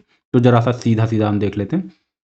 फंडामेंटल राइट जो है इंडियन कॉन्स्टिट्यूशन के फंडामेंटल राइट वो इंडियन कॉन्स्टिट्यूशन के पार्ट 3 में आर्टिकल 12 टू 35 तक है। आर्टिकल 12 टू 35 तक है। एक्चुअली 12 13 में फंडामेंटल राइट नहीं है, थोड़ा सा कुछ और चीज़ है। एग्जैक्ट है 14 से लेके 35 तक है। ठीक, 12 13 में कुछ और चीज़ है। 12 13 में क्या है, आर्टिकल 12 में है कि डिफिनीशन ऑफ स्टेट, सरकार या स्टेट या इसकी डिफिनीशन क्या होगी, किसको हम मानेंगे कि सरकार है। चूंकि ये फंडामेंटल राइट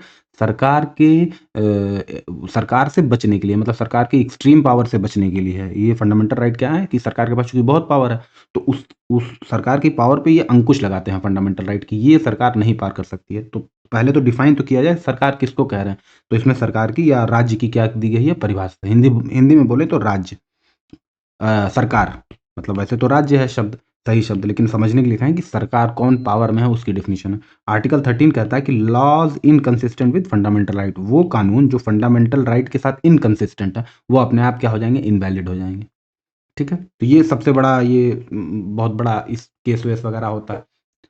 ठीक है, तो ये आज तो मतलब मान लिया सरकार कुछ ऐसा लॉ बना रही है जिससे कि थोड़ी सी प्रगति हो रही है, मान लिया रोड बन रही है, सड़क बन रही है, लेकिन लेकिन किसी का फंडामेंटल राइट छिन रहा है। तो ये फंडामेंटल राइट ये कहता है कि नहीं भैया वो सड़क नहीं बनेगी, इसका वो बचना चाहिए। समझने की कोशिश कर रहे हैं क्या कह रहा हूँ। आर्टिकल 13 संविधान ये सुरक्षा देता है हमको कि आर्टिकल 13 के अनुसार कि अगर कोई आपने ऐसा लॉ बना दिया जिससे भले कुछ हो रहा हो, लेकिन अगर फंडामेंटल राइट जा रहा है हमारा किसी व्यक्ति का, तो फंडामेंटल राइट किसी व्यक्ति का नहीं, किसी समाज या द होल का नहीं जाता है, किसी व्यक्ति का जाता है। तो ये व्यक्तिगत है थोड़ा सा। ठीक, अच्छा, इसका क्या मतलब है कि किसी व्यक्ति का फंडामेंटल राइट अगर खो रहा है किसी ऐसे कानून की वजह से, तो वो कानून क्या हो जाएगा, इनवैलिड हो जाएगा। तो ये इससे कोर्ट केसेस बहुत ज़्यादा होते हैं। जैसे क्या हुआ कि सरकार जो है हाईवे बनाना चाह रही है, ठीक, डेवलपमेंट करना ये भी सरकार का काम है, डीपीएसपी में लिखा हुआ है। तो यहीं से डीपीएसपी और फंडामेंटल राइट में जो टसल चलता है वो यहीं से आता है कि आर्टिकल 13 में लॉ जो है इनकंसिस्टेंट हो जाते हैं फंडामेंटल राइट के हिसाब से, तो वो इनवैलिड हो जाएंगे। ठीक, तो थोड़ा सा देख लेते हैं बेसिक, इसको मैग्ना कार्टा ऑफ इंडिया बोलते हैं। मैग्ना कार्टा एक बिल ऑफ राइट्स था, ह्यूमन के में फंडामेंटल राइट के लिए सबसे पहला कागज़ ये निकला था, मैग्ना कार्टा इंग्लैंड में निकला था मेरे ख्याल से 1215 के अकॉर्डिंग में। बहुत राजा के ऊपर जो बैरन्स थे वहाँ के, जैसे यहाँ हम लोग वैसे वहाँ बैरन्स होते थे इंग्लैंड में, तो उन्होंने दबाव डाला तो राजा ने कुछ फंडामेंटल राइट निकाले, उसको मैग्ना कार्टा बोला गया। तो ये फंडामेंटल राइट इंडियन कॉन्स्टिट्यूशन का क्या है, मैग्ना कार्टा। पार्ट 3 में अभी आपको बताया कि इंडियन कॉन्स्टिट्यूशन में 25 पार्ट हैं, करंट कॉन्स्टिट्यूशन में 25 पार्ट हैं, 418 आर्टिकल्स हैं समथिंग, और 12 शेड्यूल्स हैं, ये सब आपको बताया। तो पार्ट 3 में क्या है, फंडामेंटल राइट है, 12 से लेकर 35 तक है। इसको यूनाइटेड स्टेट्स ऑफ अमेरिका के बिल ऑफ राइट से लिया गया, यूनाइटेड स्टेट्स ऑफ अमेरिका के बिल ऑफ राइट से लिया गया। ये ओरिजिनली जब संविधान लागू हुआ तो 7 थे, अभी 6 हैं। एक जो फंडामेंटल राइट जो है, जो आर्टिकल 31 है, उसको डिलीट कर दिया गया था, जिसको राइट टू प्रॉपर्टी बोलते थे। अब ये क्या है, कॉन्स्टिट्यूशनल और लीगल राइट है, पार्ट 12 300A में। ध्यान दीजिए, पहले ये किसमें था, आर्टिकल 31 में था, और उसके साथ साथ 19(1) के F में था। तो इसको डिलीट कर दिया गया। और अभी कितने प्रेजेंट में फंडामेंटल राइट याद रखना, प्रेजेंट में 6 हैं, अभी 6 फंडामेंटल राइट हैं आपके पास। ओरिजिनली कितने थे, 7। इन्हीं 6 को एक एक करके हम देखेंगे। ओके, अब जो है एक जो 7वां वाला था वो राइट टू प्रॉपर्टी था, अब क्या हो गया, वो एक लीगल राइट हो गया। और कहाँ पर चला गया, पार्ट, अब संविधान के पार्ट 12 आर्टिकल नंबर 300A में। जैसे भी कहीं शब्द आप ए लगा दी जाए, एफ लगा दी जाए, तो मान के चलिए कि वो अमेंडमेंट हुआ है, बाद में ऐड किया गया। ठीक, फंडामेंटल राइट क्या करता है, पॉलिटिकल डेमोक्रेसी को प्रमोट करता है। ये नहीं जानना पॉलिटिकल डेमोक्रेसी क्या है, जानते हैं तो वेल एंड गुड, नहीं जानते हैं तो मेंस में पढ़ेंगे हम। फंडामेंटल राइट्स एक एक करके देख लेते हैं। पहले देख लेते हैं कुछ, आपको बताया ना फंडामेंटल राइट यहाँ से शुरू होते हैं, ध्यान दीजिए, आर्टिकल नंबर 14 से शुरू होंगे और आगे बढ़ते चले जाएंगे। ठीक, 14 से लेके 32 तक हैं एक्चुअली में। यहाँ तो ऊपर आपको लिखा है कि 12 से लेके 35 तक है, लेकिन बाकी 12 13 और 34 और 33 34 और 35 जो, अब तो 35 साल डिलीट हो गया, वो दूसरी चीज़ है। आर्टिकल नंबर 14 से लेके 32 तक मेनली क्या है, फंडामेंटल राइट है, उन्हीं को देखना। अब 14 से लेके 32 तक आपको बताया। ठीक, इसमें से पहले आप नोट करिए ये 5 fundamental right, article number 15, article number 16, 19, 29, 30, ये केवल और केवल इंडिया के सिटीजन्स को हैं, फॉरेनर्स को नहीं है। 15, 16, 19, 29, 30, 15, 16, 19, 29, 30 ये फॉरेनर्स को नहीं मिलते हैं। बाकी सारे फंडामेंटल राइट सिटीजन्स को भी हैं, फॉरेनर्स को भी हैं। ये जो 5 फंडामेंटल राइट हैं सिर्फ भारत के नागरिक को हैं। बाकी जो 14 से 32 तक हैं, इनमें जो हैं वो क्या है, सभी के लिए हैं। 15, 16, 19, 29, 30 याद रखिएगा। सब कुछ पूरा आप बहुत फिलॉसफी जानना है, सब फंडामेंटल राइट जानना है, भीमराव अम्बेडकर का पूरा लेक्चर सुने हैं, जवाहरलाल नेहरू का डिबेट सुने हुए हैं, सब कुछ सुने हैं, लेकिन ये भूल गए आप, नंबर फेल कर जाएंगे आप। ठीक। राइट टू इक्वालिटी है पहला फंडामेंटल। देखिए 6 फंडामेंटल राइट है, पहले आपको गिनवा दूं। 1, 2, 3, 4, 5, 6, यही 6 फंडामेंटल राइट है। पहला फंडामेंटल राइट है राइट टू इक्वालिटी। इस फंडामेंटल राइट में 14 से लेकर 18 तक के आर्टिकल हैं। 14, 15, 16, 17, 18, 5 आर्टिकल इसमें है। राइट टू फ्रीडम अगला फंडामेंटल राइट है हमारा। इसमें आर्टिकल जो है 19 से लेकर 22 तक है। 19, 20, 21, 22 4 फंडामेंटल राइट है। राइट अगेंस्ट एक्सप्लॉयटेशन, ये हमारा तीसरे नंबर का फंडामेंटल राइट है। इसमें आर्टिकल जो है आर्टिकल नंबर 23 और आर्टिकल नंबर 24 है। चौथा फंडामेंटल राइट है हमारा right to freedom of religion. हमको धर्म की आज़ादी है, धार्मिक आज़ादी है, स्वतंत्रता है। वो है 25 से लेकर 28 तक। 25, 26, 27, 28 4 फंडामेंटल राइट इसमें है। कल्चरल और एजुकेशनल राइट है, माइनॉरिटीज़ को और तमाम तरीके के लोगों को कल्चरल और क्या है एजुकेशनल राइट्स हैं, वो हैं 29, 30 में। राइट टू प्रॉपर्टी, ये 7 दिखा रहा है ना, 1, 2, 3, 4, 5, 6, 7। इसमें जो छठा वाला डिलीट हो गया। Right to property article number, यहाँ 30 तक हमने पढ़ लिया। Right to property article number क्या है, 31 है। ठीक दिख रहा है ना आपको। ये 44वां संविधान संशोधन 1978 में किया गया था, तो इसको क्या कर दिया गया था, डिलीट कर दिया गया था।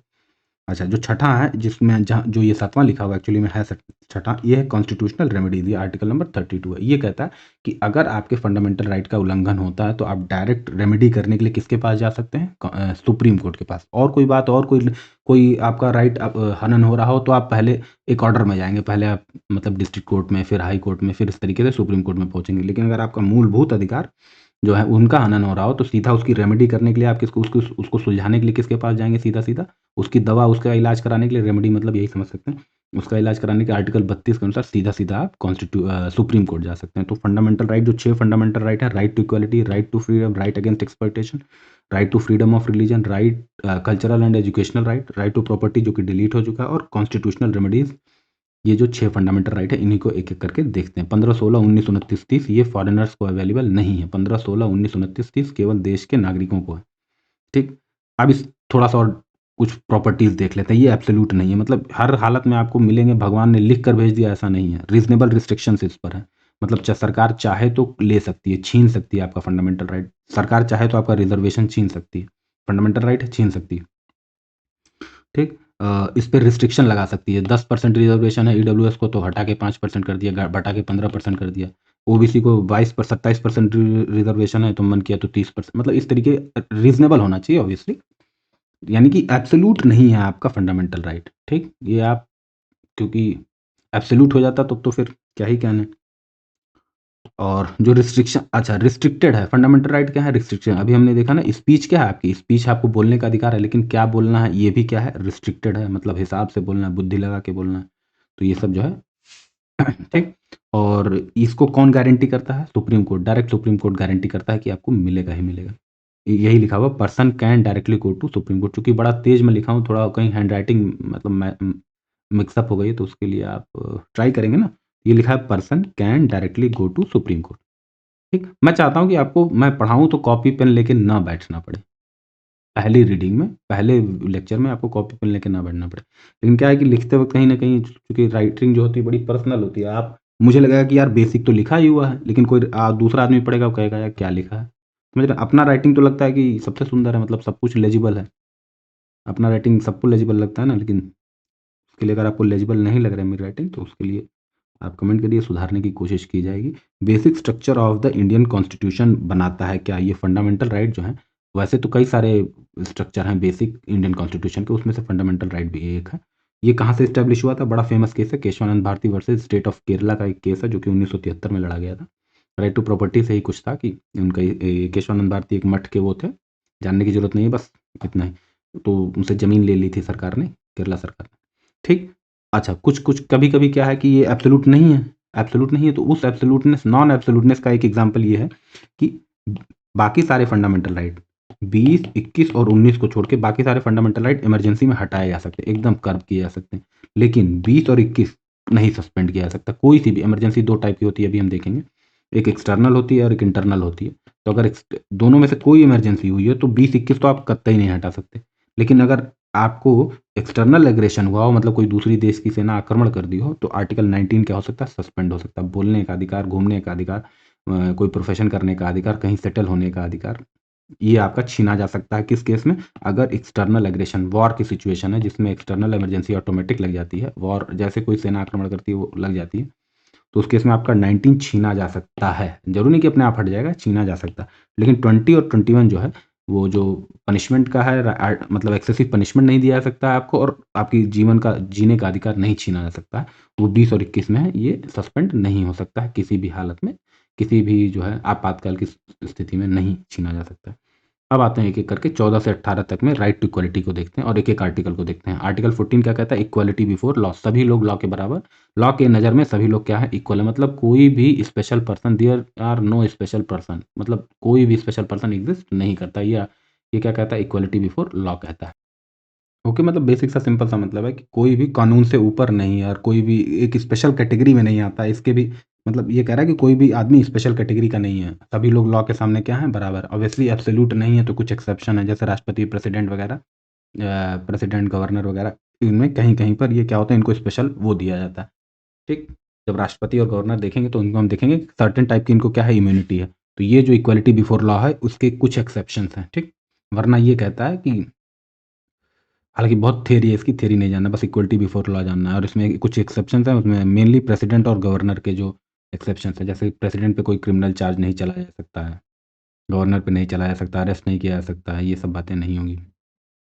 आर्टिकल 15 14 से 18 हम पढ़ रहे हैं, उसमें राइट टू इक्वालिटी में 14 से 18। आर्टिकल 14 पढ़ लिया, आर्टिकल 15 कह रहा है no discrimination only on the grounds of religion, race, sex, caste और प्लेस ऑफ बर्थ।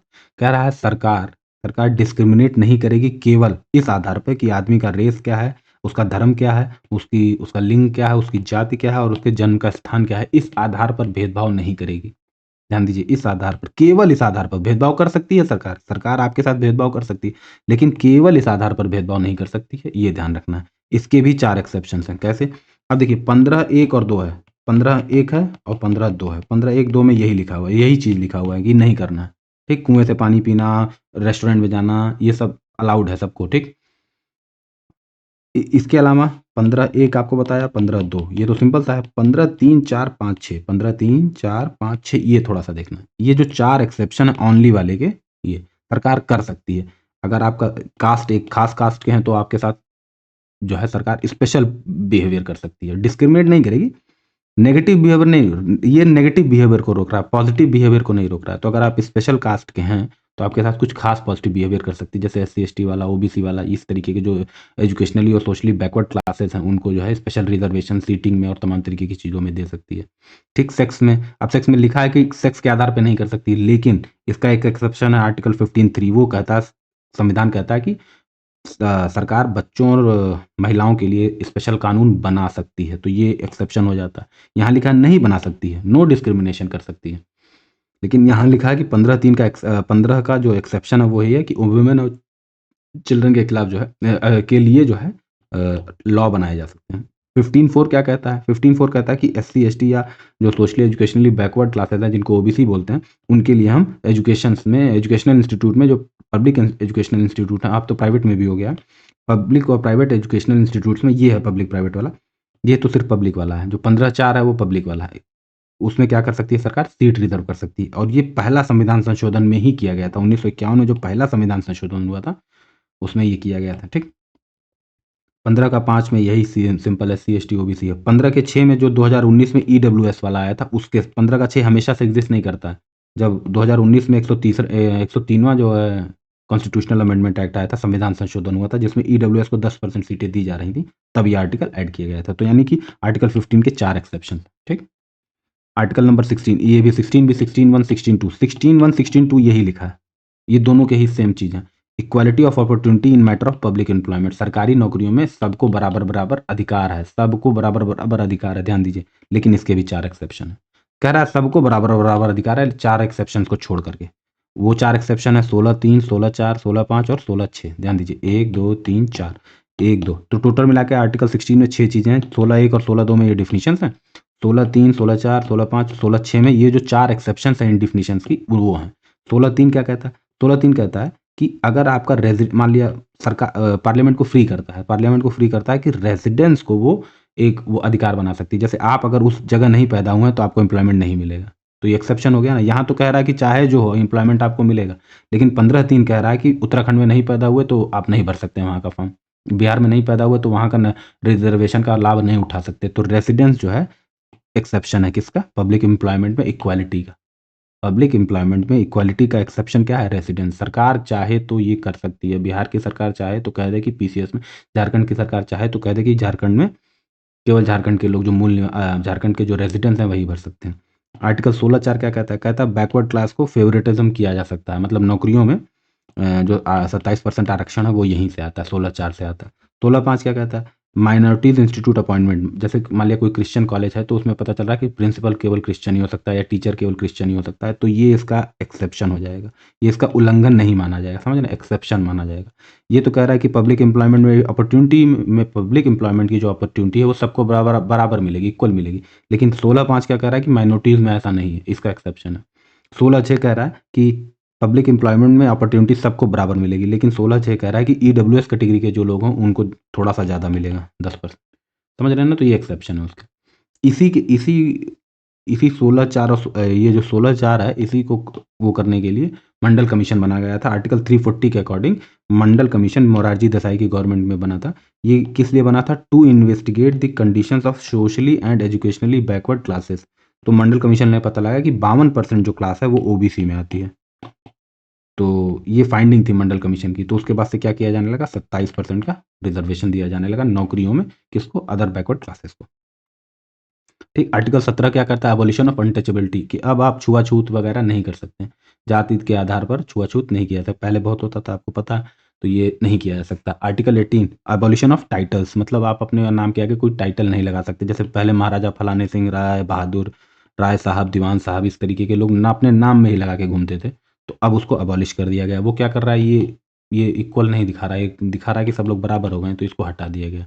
अच्छा, एबॉलिशन ऑफ टाइटल्स में एक केस आया था सरकार के पास, सुप्रीम कोर्ट में, बालाजी राघवन केस। उसमें क्या किया गया था कि चैलेंज किया गया था, भाई ये आप भारत रत्न दे रहे हैं, पद्मश्री दे रहे हैं, ये भी क्या हो जा रहा है? स्पेशल क्लास बना रही है, सिटीजन्स की क्या बना रही है? स्पेशल क्लास बना रही है, कोई बैटरी डिस्चार्ज हो रही है। बालाजी राघवन केस कहता है कि सिटीजन्स की स्पेशल क्लास नहीं बनाई जा सकती है, तो सुप्रीम कोर्ट नेशनल अवार्ड दे करके सिटीजन की आप क्या कर रहे हैं? स्पेशल क्लास बना रहे हैं, उनको टाइटल दे रहे हैं। लेकिन सुप्रीम कोर्ट ने कहा था नहीं, नेशनल अवार्ड जो है वो मेरिट पे है, मेरिट को नहीं आप वो कर सकते हैं। ठीक है? तो इसीलिए अब बहुत लोग, अब इसीलिए कुछ रिस्ट्रिक्शंस भी हैं। साथ में आप भारत रत्न अपने नाम के आगे लगा के नहीं घूम सकते, तो भारत रत्न सचिन तेंदुलकर, भारत रत्न लता मंगेशकर, ये आप अपने नाम के साथ नहीं लगा सकते हैं। ठीक? भले आपको मिला, या पद्मश्री फलाने सिंह, तो इस तरीके का आप काम नहीं कर सकते हैं। आर्टिकल 19 में देखते हैं, राइट टू फ्रीडम है। राइट टू फ्रीडम में ध्यान दीजिए, 6 राइट हैं। 19(1), 19(2), 19(3), 19(4), 19(5), 19 का 6, 6 ये राइट्स हैं। इसमें ज़्यादातर तो ये रिस्ट्रिक्शंस है। 19(1) ही जो सबसे मेन है। 19(1) देखिए, वो 19 आर्टिकल 19 मेन आर्टिकल है, इसमें सब आर्टिकल है। 19(1), 19(2), 19(3), 19(4), 19(5), 19 का 6। 19 के 1 में सब आर्टिकल का सब है। तो 19(1) का ए है, 19(1) का बी है, 19(1) का सी है, 19(1) का डी है, 19(1) का ई है, 19(1) का एफ है, 19(1) का जी है। तो ये 6 राइट्स हैं। यहाँ तो 7 दिख रहा है आपको ना, 1 2 3 4 5 6 7। तो यहाँ भी देखिए, original fundament, overall fundamental right में भी 7 राइट थे, अब कितने हैं? 6। ये जो आर्टिकल 19(1) में है इसमें भी 7 थे, अब कितने हैं? 6 हैं। 7 जो ये जो छठा वाला है 19(1) का एफ, राइट टू प्रॉपर्टी, वो डिलीट कर दिया गया। मैं आपको बार बार याद दिलाने की कोशिश कर रहा हूँ, राइट टू प्रॉपर्टी 2 जगह है, राइट टू प्रॉपर्टी और 2 जगह था। कहाँ कहाँ पे? आर्टिकल एक तो 19(1) के एफ में था, और एक था आर्टिकल 31 में। ये दोनों जो है 44th कॉन्स्टिट्यूशनल अमेंडमेंट एक्ट 1978 से ये क्या कर दिए गए हैं? डिलीट कर दिए गए। Right to property, right to property जो है 19(1) एफ और आर्टिकल 31 में थे, उसमें से डिलीट कर दिए गए हैं। ठीक। तो अब देखते हैं जरा इसको, 19(1) का ए, इसमें कह रहा है स्पीच एंड एक्सप्रेशन, इसमें आपको बोलने और सुनने समझने की आज़ादी है, लेकिन इसके भी क्या है? रिस्ट्रिक्शंस है। तो ये रिस्ट्रिक्शन किस में आते हैं? 19(2) में आते हैं। 19(1) B, peaceful assembly without arm, आप कहीं इकट्ठा हो सकते हैं, लोगों को इकट्ठा कर सकते हैं, लेकिन बिना हथियार औजार के, ये तो इसी में लिखा हुआ है। अच्छा, लेकिन इसके भी एक्सेप्शंस है, 19(3) में है। वो एक्सेप्शंस क्या है? 19(3) में है। ये एक सेकंड। ठीक है। तो इसमें भी कुछ रिस्ट्रिक्शंस हैं, जैसे पीसफुल असेंबली, इसमें भारत की सोवरेनिटी पे अगर खतरा है तो आप असेंबल नहीं हो सकते, मतलब भारत पे कब्जा करना चाह रहे हैं इस तरीके से, सरकार पे कब्जा, पब्लिक ऑर्डर बिगाड़ देंगे तो नहीं होगा। उसी तरीके से 19(1)(c) में क्या है, एसोसिएशन आप बना सकते हैं, आप यूनियन बना सकते हैं, और अब बाद में ऐड कर दिया गया कि आप कोऑपरेटिव सोसाइटी भी बना सकते हैं। मेरे ख्याल से 2011 में ऐड किया गया था ये। तो एसोसिएशन कर सकते हैं, यानी पहला है स्पीच एंड एक्सप्रेशन, 19(1)(a) है स्पीच एंड एक्सप्रेशन, 19(1)(b) है peaceful assembly without arms, 19(1)(c) है association, union and cooperative societies, 19(1)(d) है मूवमेंट, आप कहीं भी घूम सकते हैं, कहीं भी आ जा सकते हैं, कहीं भी ये कर सकते हैं। तो और 19(1)(e) क्या है, कहीं भी आप रिसाइड कर सकते हैं देश में, कहीं भी आप सेटल हो सकते हैं। ऑब्वियसली कुछ एक्सेप्शन है, मतलब ट्राइबल एरियाज में नहीं जा सकते हैं आप, कहीं खास जगह पे, जहाँ पे आप अंडमान निकोबार में आप कहें कि मैं सेटल होने जा रहा हूँ, तो नहीं हो सकते। 19(1)(f) राइट टू प्रॉपर्टी, ये एलिमिनेट कर दिया गया 44th कॉन्स्टिट्यूशनल अमेंडमेंट एक्ट 1978। अगला क्या, 19(1)(g), आप कोई भी प्रोफेशन अपना सकते हैं, पर ऐसा नहीं कि आप जो है डिग्री नहीं है आप डॉक्टर बन गए ऑपरेशन कर दिए, सर्टेन रिस्ट्रिक्शंस है, ऐसा नहीं है, समझ रहे हैं ना। तो कोई भी आप प्रोफेशन चुन सकते हैं, कोई भी आप पैशन चुन सकते हैं, ठीक। तो ये हो गए आर्टिकल 19 राइट टू फ्रीडम। देख रहे हैं, ये आज़ादी से, स्वच्छंदता से, ये विचरण और घूमने का, बोलने का अधिकार है, ये असली स्वतंत्रता यहाँ पर है। इन 7-6 चीज़ों में क्या है, असली स्वतंत्रता है, ठीक। अगला क्या है, आर्टिकल 20। आर्टिकल 20 क्या कहता है, protection in respect of conviction for offences. अगर आप किसी अपराध के लिए दोषी करार दिए गए हैं तो उसमें भी आपको क्या है, कुछ प्रोटेक्शन। किसी अपराध के लिए आप दोषी करार दिए गए हैं तो उसके लिए भी क्या है, कुछ प्रोटेक्शन है आपको। ये नहीं कि अपराधी हो गए तो भी पटक के मारो, या पब्लिक को जो है इस तरीके से वो करिए, नहीं। तो कोई भी आर्बिट्रेरी पनिशमेंट नहीं दी जा सकती कि नहीं हर चोरी की एक ही सज़ा है, मतलब समझ रहे हैं। अब हर हत्या की एक ही सज़ा इस टाइप का है, या है तो डिफाइंड सज़ा दी जा रही है आपको। आर्बिट्रेरी पनिशमेंट नहीं दी जा रही, एक्सेसिव पनिशमेंट नहीं दी जा रही। पता चले कोई चोरी किया तो उसको 4 साल, और आप चोरी किए तो 7 साल, 10 साल, इस तरीके से नहीं होना चाहिए। उसमें 3 पार्ट आपको ध्यान रखना है। ये प्रोटेक्शन है, ये 3 प्रोटेक्शन है। वो प्रोटेक्शन क्या है, no ex post facto law, ठीक। आपको मान लीजिए आज चोरी करने का है 4 साल की सज़ा, और आज आप चोरी किए और पकड़े गए, और 4 साल की सज़ा होने वाली है आपको। लेकिन संसद में कानून पास कर दिया गया कि अब से चोरी की 8 साल की सज़ा होगी। ऐसा नहीं होता, आपको 4 ही साल की सज़ा होगी। जो उस वक़्त जो लॉ होगा उसी लॉ के हिसाब से जो है सज़ा होगी। वरना सरकार खुन्नस निकालने के लिए, मान लिया कोई अपोजिशन का मेंबर है, उसने कोई गलती की तो उसको 4 साल की सज़ा होनी है। अब खुन्नस निकालने के लिए सरकार ने कानून ही बदल दिया। मतलब वो अपराध होने के बाद आप कानून बदल के सज़ा नहीं दे सकते। इसका मतलब सिंपल सा यही है। अपराध होने के बाद से, लेकिन ये सिर्फ़ क्रिमिनल मैटर्स में है, सिविल मैटर्स में नहीं है। ठीक, नहीं जानना है वो सब मेंस के लिए। No double jeopardy, no double jeopardy का मतलब है कि एक ही अपराध की 2 सज़ा नहीं दी जा सकती है, या एक ही अपराध की 2 बार सज़ा नहीं काट सकते आप। ठीक, जैसे एक बार सज़ा हो गई 4 साल की, फिर पता चला कि नहीं यार और देना चाहिए, 2 साल की और मिलनी चाहिए, अब नहीं होगी। नो सेल्फ इंक्रिमिनेशन, आपको मजबूर नहीं किया जा सकता कि अपने आप को आप अपराधी मान लें, ठीक? आपको खुद के खिलाफ सबूत देने के लिए, मतलब खुद के खिलाफ गवाही देने के लिए, सबूत देने के लिए मजबूर किया जा सकता, गवाही देने के लिए नहीं मजबूर किया जा सकता। मतलब सरकार आपसे हैंड राइटिंग माँग सकती है, इंप्रेशन माँग सकती है, थंब इंप्रेशन माँग सकती है, आपका वॉइस नोट माँग सकती है, आपका टिकट आपको पूछ सकती है कि कहाँ थे पर्टिकुलर टाइम पे, आप कोई एलिबाई क्रिएट कर रहे हैं तो उसके लिए पूछ सकती है, आपका हेयर का सैंपल माँग सकती है, डीएनए सैंपल माँग सकती है। ठीक, तो ये उसमें नहीं आता है। अब आते हैं सीधा सबसे इंपॉर्टेंट में है आर्टिकल 21। ये क्या कहता है, protection of life and personal liberty. ये सबसे फुलेस्ट है, इन फुलेस्ट टर्म में ये जो है कि लाइफ और पर्सनल लिबर्टी की आपको जो है सरकार जो है आज़ादी देती है। ठीक, ये क्या कहती है, बस बहुत जानेंगे तो बहुत कुछ है इसमें। दो कैसे बताएं, इसमें 2 केसेस से समझने की कोशिश करते हैं। 2 केसेस ऑफ सुप्रीम कोर्ट। एक केस आया गोपालन केस 1950 में, फिर एक केस आया Maneka Gandhi case versus Union of India 1978 में। इन 2 केसेस से हम पता करेंगे कि आर्टिकल 21 है क्या चीज़। गोपालन केस आया तो इसमें सुप्रीम कोर्ट ने आर्टिकल 21 का नैरो इंटरप्रिटेशन किया। नैरो इंटरप्रिटेशन का क्या मतलब है कि प्रोसीजर इस्टेब्लिश बाय लॉ, ये ब्रिटिश ओरिजिन है, प्रोसीजर बस सुनते जाइए, प्रोसीजर इस्टेब्लिश बाय लॉ, इसका ये नैरो इंटरप्रिटेशन है आर्टिकल 21 का। और 1950 में सरकार ने, सुप्रीम कोर्ट ने गोपालन केस में नैरो इंटरप्रिटेशन किया। ये कहा कि पार्लियामेंट चाहे तो राइट टू लाइफ ले सकती है, प्रोटेक्शन ऑफ लाइफ छीन सकती है। ठीक, अगर अगर उसने प्रोसीजर सही से फॉलो किया है, मतलब लॉ पास हुआ है ठीक से, लॉ बनाने में कोई गड़बड़ नहीं है, अगर वो सब हुआ है तो पास कर सकती है। आप एग्जीक्यूटिव पनिशमेंट से आप ये बचाता है। सुप्रीम कोर्ट कह रही है कि आर्टिकल 21 उस वक्त कह रही थी 1950 में कि एग्जीक्यूटिव पनिशमेंट से आपको बचाया जा सकता है, लेकिन लेजिस्लेटिव पनिशमेंट से आपको नहीं बचाया जा सकता है। ठीक, मतलब सरकार चाहे तो कल चोरी की जो है, एक चोरी हुई उसकी फांसी की सजा सरकार ला सकती है, 1950 में सुप्रीम कोर्ट ये कहते हैं, सीधा सा मतलब समझिए, अगर आज आप चोरी किए हैं, एक पेन की चोरी किए हैं, तो सरकार, अब पुलिस आकर के आपको फांसी नहीं दे सकती है, क्या बोलते हैं, जज आपको फांसी नहीं दे सकता, लेकिन कल को सरकार लॉ ला दे कि अब एक पेन भी चोरी हुआ तो लटका दिया जाएगा। तो 1950 में सुप्रीम कोर्ट कह रही कि नहीं, ठीक है, अगर सरकार बना रही है कि लटका दिया जाएगा, फांसी के लिए फांसी दे दी जाएगी पेन चोरी करने पर भी, तो ये ठीक है, सही है, कोई गलती नहीं है। लेकिन मेनका गांधी केस 1978 में आया, वो कही कि, यानी सरकार 1950 में पार्लियामेंट के विजडम पे सवाल नहीं उठा रही है, कह रही कि नहीं पार्लियामेंट है, ठीक ही बनाई होगी। लेकिन Maneka Gandhi versus Union of India में ये कह रही है कि ना, यहाँ पे सरकार, यहाँ पे सुप्रीम कोर्ट या कोर्ट जो है सरकार का इंटेंट भी चेक कर सकती है कि कहीं ऐसा तो नहीं कि ठीक है प्रोसीजर तो फॉलो किया है लेकिन ड्यू प्रोसेस नहीं फॉलो किया है, यानी नेचुरल जस्टिस नहीं फॉलो किया है।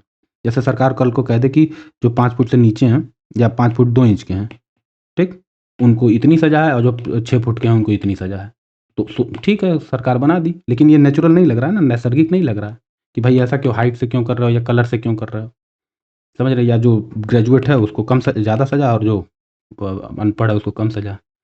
तो Maneka Gandhi versus Union of India में सरकार ने ये इंटरप्रिटेशन लिया था कि पार्लियामेंट का भी वो चेक कर सकती है, तो उस चेक करने में राइट टू जो पर्सनल लाइफ एंड लिबर्टी, उसमें बहुत सारी चीज़ें निकल के आती हैं कि आपको अब फ्री इन्वायरमेंट चाहिए, बढ़िया इन्वायरमेंट चाहिए, पीने का पानी चाहिए, और मतलब 20 चीज़ें हैं जो आप इसमें आ जाती हैं, ठीक है। आपको आप चाहें तो मतलब छुप एकदम अपना नाम जो है पब्लिक से निकलवा सकते हैं, इसका मैं नाम बोल रहा हूँ एग्जैक्टली, रिकॉर्ड आप निकलवा मिटवा सकते हैं अपना, ये भी आपका प्रोटेक्शन ऑफ लाइफ और पर्सनल लिबर्टी में है। मतलब ये कहने की कोशिश कर रहा है आर्टिकल 21 कि सिर्फ जिंदा नहीं रहना है, ठीक है, जैसे मुर्दे की तरह जिंदा नहीं रहना है, लाइफ को फुलेस्ट एंजॉय करना है, लाइफ जो है इस सेंस में कही जा रही है, ठीक है। अगला क्या है, राइट, यहाँ से एक मिनट थोड़ा पॉज लेते हैं। ओके, ये वाला जो है आर्टिकल 21A है। 21A क्या कहता है, एक जरा पेन ले लूँ मैं।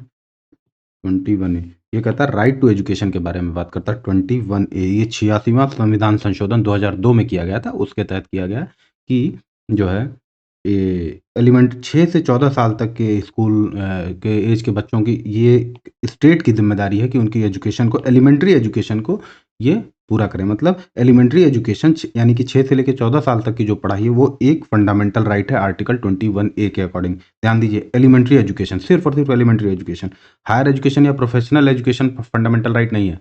6 से 14 साल तक की जो पढ़ाई होती है बच्चों की, वो एक क्या है, आर्टिकल 21A के अकॉर्डिंग क्या है, फंडामेंटल राइट है। और ये फंडामेंटल राइट ओरिजिनल कॉन्स्टिट्यूशन में नहीं था, ये 86वां संविधान संशोधन करके क्या किया गया है, ऐड किया गया।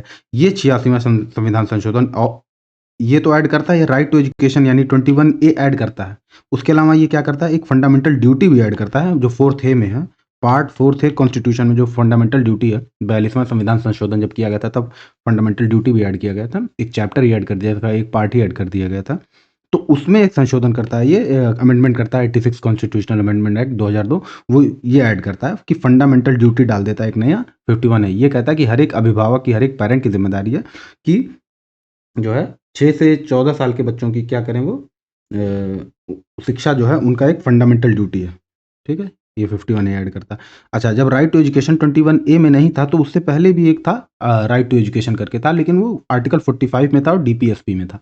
Article 45 DPSP directive principle of state policy, पर चूंकि ये क्या है कि DPSP कोर्ट इन्फोर्सेबल नहीं होते, कोर्ट इनको इन्फोर्स नहीं कर सकता है, ठीक। लेकिन अब जब ये फंडामेंटल राइट्स में आ गए हैं तो अब ये क्या हो जाएगा, इसमें जुडिशियल इंटरवेंशन हो सकता है, इसीलिए इसको 86 कॉन्स्टिट्यूशनल अमेंडमेंट एक्ट करके इसको 21A में ऐड कर दिया गया और एलिमेंट्री एजुकेशन ही क्या कर दिया गया, फंडामेंटल राइट बना दिया गया। ओके, नेक्स्ट करते हैं। ओके, थोड़ा सा ये देख लेते हैं कि कौन कौन से राइट जो हैं सुप्रीम कोर्ट ने डिक्लेयर किए हैं कि वो इंटीग्रल पार्ट है आर्टिकल 21 के। 21 का तो सिंपल सा मतलब है कि राइट टू लाइफ है, right to life and liberty है। उसमें क्या-क्या ऐड किया गया है, उसमें कई सारे केसेज़ हुए, उस केस में एक केस हुआ, उसका नाम नहीं जानना है आपको, बस जो बता रहा हूँ वो राइट टू ट्रैवल अब्रॉड, विदेश घूमना एक फंडामेंटल राइट है आर्टिकल 21 का। राइट टू लाइफ है एक्चुअली, क्या है ये, राइट टू लाइफ है। Right to free legal aid, मतलब आपको कानूनी सहायता फ्री में मिलेगी अगर आप नहीं अफोर्ड कर सकते हैं तो। ये भी एक क्या है, आर्टिकल 21 के अनुसार right to life and liberty है। राइट टू स्पीडी ट्रायल, मतलब आपका ट्रायल जो है कोर्ट में वो जल्दी से होना चाहिए, उसमें विलंब नहीं होना चाहिए। हालांकि सोचिए ये फंडामेंटल राइट है, लेकिन कितना ज़्यादा ये कोई मतलब है इस बात का। एक सेकंड, किसका मैसेज है, चलिए। राइट टू डिसेंट इन्वायरमेंट, मतलब एक डिसेंट इन्वायरमेंट, वातावरण, स्वच्छ वातावरण भी आपका, पॉल्यूशन फ्री वातावरण भी आपका राइट क्या है आर्टिकल 21 के अकॉर्डिंग एक फंडामेंटल राइट है। ठीक, सब 21 में आते हैं। राइट टू लाइवलीहुड मतलब ये ओपन है, अभी कोर्ट इंटरप्रेट करता है और कोर्ट ऐड करता चला जाता है नए नए केसेस के हिसाब से। जीविकोपार्जन मतलब आपको सरकार की जिम्मेदारी है कि आपको जो है जीने का जो है तरीका दिया जाए, जीने के लिए रोजगार या इस तरीके की चीज़ें दी जाए। राइट टू शेल्टर मतलब शेल्टर भी आपके, शरण भी आपके ऊपर, छत भी एक क्या है फंडामेंटल राइट है। आप छत सड़क पे नहीं सो सकते हैं, मतलब अगर आप डिमांड करते हैं तो सरकार को प्रोवाइड करना पड़ेगा। राइट टू प्राइवेसी ये बड़ा इंपॉर्टेंट है, प्राइवेसी भी जो है फंडामेंटल राइट है। ये पुट्टू स्वामी वर्सेस यूनियन ऑफ इंडिया 2017 में ये किया गया था। एक केस हुआ था पुट्टू स्वामी वर्सेस भारतीय संघ के अगेंस्ट, एक केस हुआ था 2017 में, उसमें सुप्रीम कोर्ट ने प्राइवेसी जो है एक फंडामेंटल राइट बताई थी। और एक बड़ा इंपॉर्टेंट केस है वो 2018 में हुआ था, वो कॉमन कॉज, एक ये एनजीओ है मेरे ख्याल से, एक एनजीओ है कॉमन कॉज नाम है एनजीओ का, और यूनियन ऑफ इंडिया के बीच में। ये किस बारे में हुई थी? Passive euthanasia. पैसिव यूथनेशिया मतलब होता है कि कोई किस मतलब समझिए कि कोई बहुत बीमार है, ठीक नहीं हो रहा है, तो सरकार कहती है कि ठीक है कोई इंजेक्शन वगैरह दे करके, मतलब इस ये केस ये कहता है कि मतलब डिग्निटी से मरने का भी अधिकार भी क्या है फंडामेंटल राइट है। मतलब एकदम कोई असाध्य रोग है और आप मरे पड़े हैं और कुछ कर नहीं सकते हैं, घर वाले परेशान हैं, और तो पूरी डिग्निटी आपकी जो है बेड पे पड़े पड़े जो है खो रही है, तो मतलब एक तमीज़ से इज्जत की मृत्यु भी जो है क्या है फंडामेंटल राइट है। इसको बोलते हैं पैसिव यूथनेशिया। यूथनेशिया मतलब होता है कि कोई इंजेक्शन दे करके इच्छा मृत्यु जिसको बोलते हैं, पर ये बड़ी स्ट्रिक्ट है, मतलब पूरा मजिस्ट्रेट वगैरह की देख रेख में होता है तो दिया जाता है। यानी कि आपको याद रखना है कि इंडिया में पैसिव यूथनेशिया अलाउड है, पर अलाउड है सिंपल सा है, पर बड़ा स्ट्रिक्ट है, मतलब बहुत ध्यान से उसको होता है। ठीक है, उसके लिए लॉज वगैरह। ठीक है, आर्टिकल नंबर 22 हमने अब कहाँ तक पढ़ लिया? आर्टिकल नंबर 21 तक पढ़ लिया। अब हम कौन सा पढ़ने जा रहे हैं? Article number 22। ठीक है, आर्टिकल नंबर 22 ये किस में आता है? Protection against arrest and detention में आता है। ये किस में है? ये है आपका राइट टू फ्रीडम में, 19, 20, 21, 22। ठीक, राइट टू फ्रीडम में ही आर्टिकल क्या है 22, उसका क्या नाम है? Protection against arrest and detention. Protection against arrest and detention, इसमें दो तरीके का डिटेंशन बताया गया है। मतलब इसका क्या मतलब है कि अरेस्ट के अगेंस्ट आपको प्रोटेक्शन, ऐसा नहीं कि अरेस्ट करके और फिर बंद रखा और कहीं जाने नहीं दे रहे हैं और कोर्ट नहीं जाने दे रहे हैं और डिटेन कर लिया, पता चल रहा छोड़ ही नहीं रहे हैं। तो इसमें दो अरेस्ट और अरेस्ट और किसकी बात हो रही है? डिटेंशन की बात हो रही है। तो किस तरीके, दो तरीके के डिटेंशन, अरेस्ट तो जाने देते हैं, डिटेंशन दो तरीके की बात हो रही है। किसकी? प्यूनिटिव डिटेंशन, मतलब आपने कोई गलती की और किसी कोर्ट ने ऑर्डिनरी लॉ, जो कोई साधारण लॉ है उसके आधार पे आपको क्या किया है? पनिश किया है किसी कोर्ट ने, तो आपको वो उस डिटेंशन को हम क्या कहेंगे? Punitive detention. किसी कोर्ट ने ऑर्डर किया कि नहीं भैया इनको 5 साल बिना पेरोल के, बिना बाहर जाए इनको बंद रखो, तो ये प्यूनिटिव डिटेंशन हो गया। अच्छा, एक होता है प्रिवेंटिव डिटेंशन, ये कोर्ट ऑर्डर नहीं करती बल्कि एग्जीक्यूटिव जो होता है खुद डिसाइड करता है कि आप अगर खुले में रहे तो आप कोई अपराध कर देंगे या पब्लिक ऑर्डर बिगाड़ देंगे, तो सरकार क्या करती है? ऑर्डर देती है कि भैया इनको पहले ही पकड़ लो। तो इसको बोलते हैं प्रिवेंटिव डिटेंशन, यही सबसे खतरनाक है। दुनिया में कहीं भी प्रिवेंटिव डिटेंशन कॉन्स्टिट्यूशन में मेंशन नहीं है सिवाय इंडिया के, मतलब जो मेन कॉन्स्टिट्यूशन है वर्ल्ड में उनमें प्रिवेंटिव डिटेंशन क्या है? मेंशन नहीं है। तो इसको बड़ा अफसोसजनक कहा जाता है कि मतलब डिटेन करने का लॉ ही कॉन्स्टिट्यूशन में दिया रहा है, लॉ बनाना अलग है लेकिन सीधा सीधा संविधान में हो जाना ये थोड़ी सी निराशाजनक बात है। तो बिना ऑर्डर के, इस प्रिवेंटिव डिटेंशन क्या होता है कि कोर्ट के बिना ऑर्डर के ही अरेस्ट किया जा सकता है, पर उसके भी कुछ नियम है। प्रिवेंटिव डिटेंशन के क्या नियम है कि 3 महीने से ज़्यादा आप अरेस्ट नहीं कर सकते हैं, 3 महीने से ज़्यादा आप अरेस्ट नहीं कर सकते हैं जब तक कि कोई एडवाइजरी बोर्ड जिसमें हाई कोर्ट का एक जज शामिल हो वो एग्री ना करे कि हाँ भैया आप इनको 3 महीने से भी और ज़्यादा डिटेन करो। समझ रहे हैं? तो 3 महीने से ज़्यादा नहीं किया जा सकता। हालांकि 44वां संविधान संशोधन किया गया तो उसमें 2 महीने कर दिया गया था, ये 2 महीने से ज़्यादा डिटेन नहीं कर सकते, लेकिन अभी ये इन्फोर्स नहीं हुआ है तो 3 महीना ही अभी चलता है। ठीक, प्रिवेंटिव डिटेंशन, अच्छा प्रिवेंटिव डिटेंशन जैसे ये 3 महीना हो गया है तो इस, अब ये तो कॉन्स्टिट्यूशन में लिखा है कि 3 महीने से ज़्यादा नहीं डिटेन कर सकते हैं बिना एडवाइजरी बोर्ड के, तो इसको अपहोल्ड करने के लिए सरकार लॉज बनाती है, कई सारे लॉज बनाती है, एक सेंटर बनाती है, एक स्टेट बनाती है। सेंटर जो है, सेंटर डिफेंस के मामले में, फॉरेन अफेयर्स के मामले में और सिक्योरिटी ऑफ इंडिया के मामले में केवल और केवल सेंटर ये कानून बना सकती है, प्रिवेंटिव डिटेंशन के कानून, कि मान लिया इंडिया की डिफेंस खतरे में है तो उसके लिए प्रिवेंटिव डिटेंशन लॉ बना दिया कि भैया अब पकड़ लेंगे आपको, कश्मीर में पकड़ लिया, कहीं पकड़ लिया। फॉरेन अफेयर्स के मामले में, फॉरेन रिलेशन खराब हो रहा है तो एक प्रिवेंटिव डिटेंशन लॉ बना दिया और पकड़ लिया। सिक्योरिटी ऑफ इंडिया खतरे में आपकी वजह से, तो ठीक है, ये एक्सक्लूसिव राइट है किसका? सेंटर का। स्टेट क्या करती है? सिक्योरिटी ऑफ स्टेट पे बनाती है, मतलब राज्य जो है, राज्य की सुरक्षा पे, पब्लिक ऑर्डर पे, मेंटेनेंस ऑफ सप्लाईज पे, मतलब प्रिवेंटिव डिटेंशन कर सकती है। एसेंशियल सर्विस पूरी हो, जरूर हो, मतलब मान लिया कोई एसेंशियल सर्विस है और आप नहीं दे रहे हैं, आप मान लीजिए डॉक्टर हैं या इस तरीके की ज़रूरी सर्विसेज हैं, और तो सरकार क्या कर सकती है, ऑर्डर करके आपको ज़बरदस्ती कर सकती है कि डिटेन कर सकती है अगर आप नहीं करेंगे तो। तो इस मैटर्स पे स्टेट भी बना सकती है और सेंटर भी बना सकती है, इन पे केवल सेंटर बना सकती है। जो प्रिवेंटिव डिटेंशन के फेमस केसेस हैं उनको देख लेते हैं। एक है मीसा करके, 1971 में आया था, 1978 में इसको हटा लिया गया, मीसा।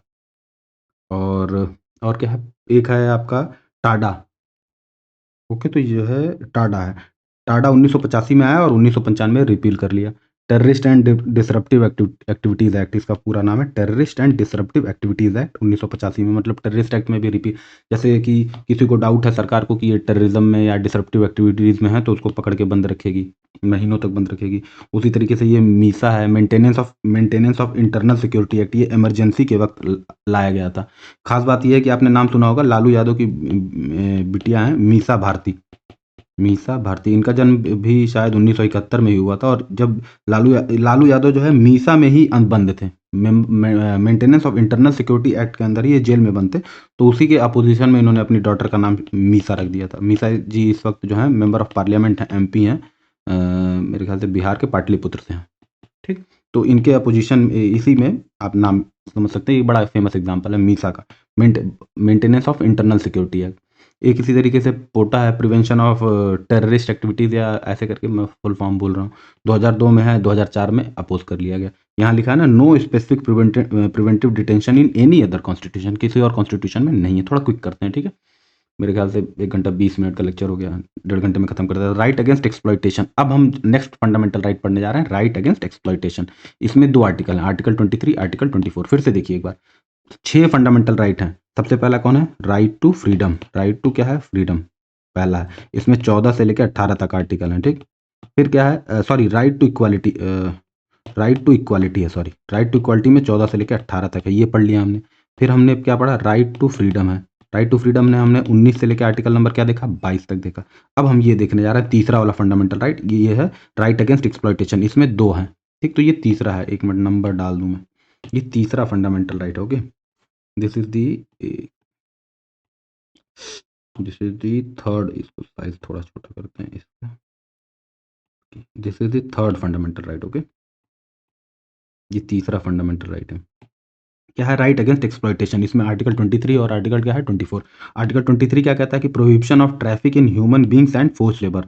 मतलब आप ह्यूमन बींग्स को ट्रैफिक करके मतलब फोर्स लेबर कराने के लिए, और ट्रैफिक उनका नहीं करा सकते, मतलब प्रोस्टिट्यूशन वगैरह बच्चों को ले जा करके कहीं पर, या औरतों को इमोरल ट्रैफिकिंग कराना, उनसे देह व्यापार कराना, इस तरीके का काम एकदम बैन है, उसके लिए सख्त सजा है। फोर्स लेबर बैन है। फोर्स लेबर क्या होता है कि किसी को वो करना नहीं चाहता है, लेकिन उसकी मजबूरी का फ़ायदा उठा करके आप उसके विल के अगेंस्ट उससे काम करा रहे हो, इकोनॉमिक कंडीशंस का उसका फ़ायदा ले रहे हो, और उसको अंडर पेड कर रहे हो, मतलब मिनिमम वेज से भी कम दे रहे हो, तो वो क्या हो गया, फोर्स लेबर हो गया।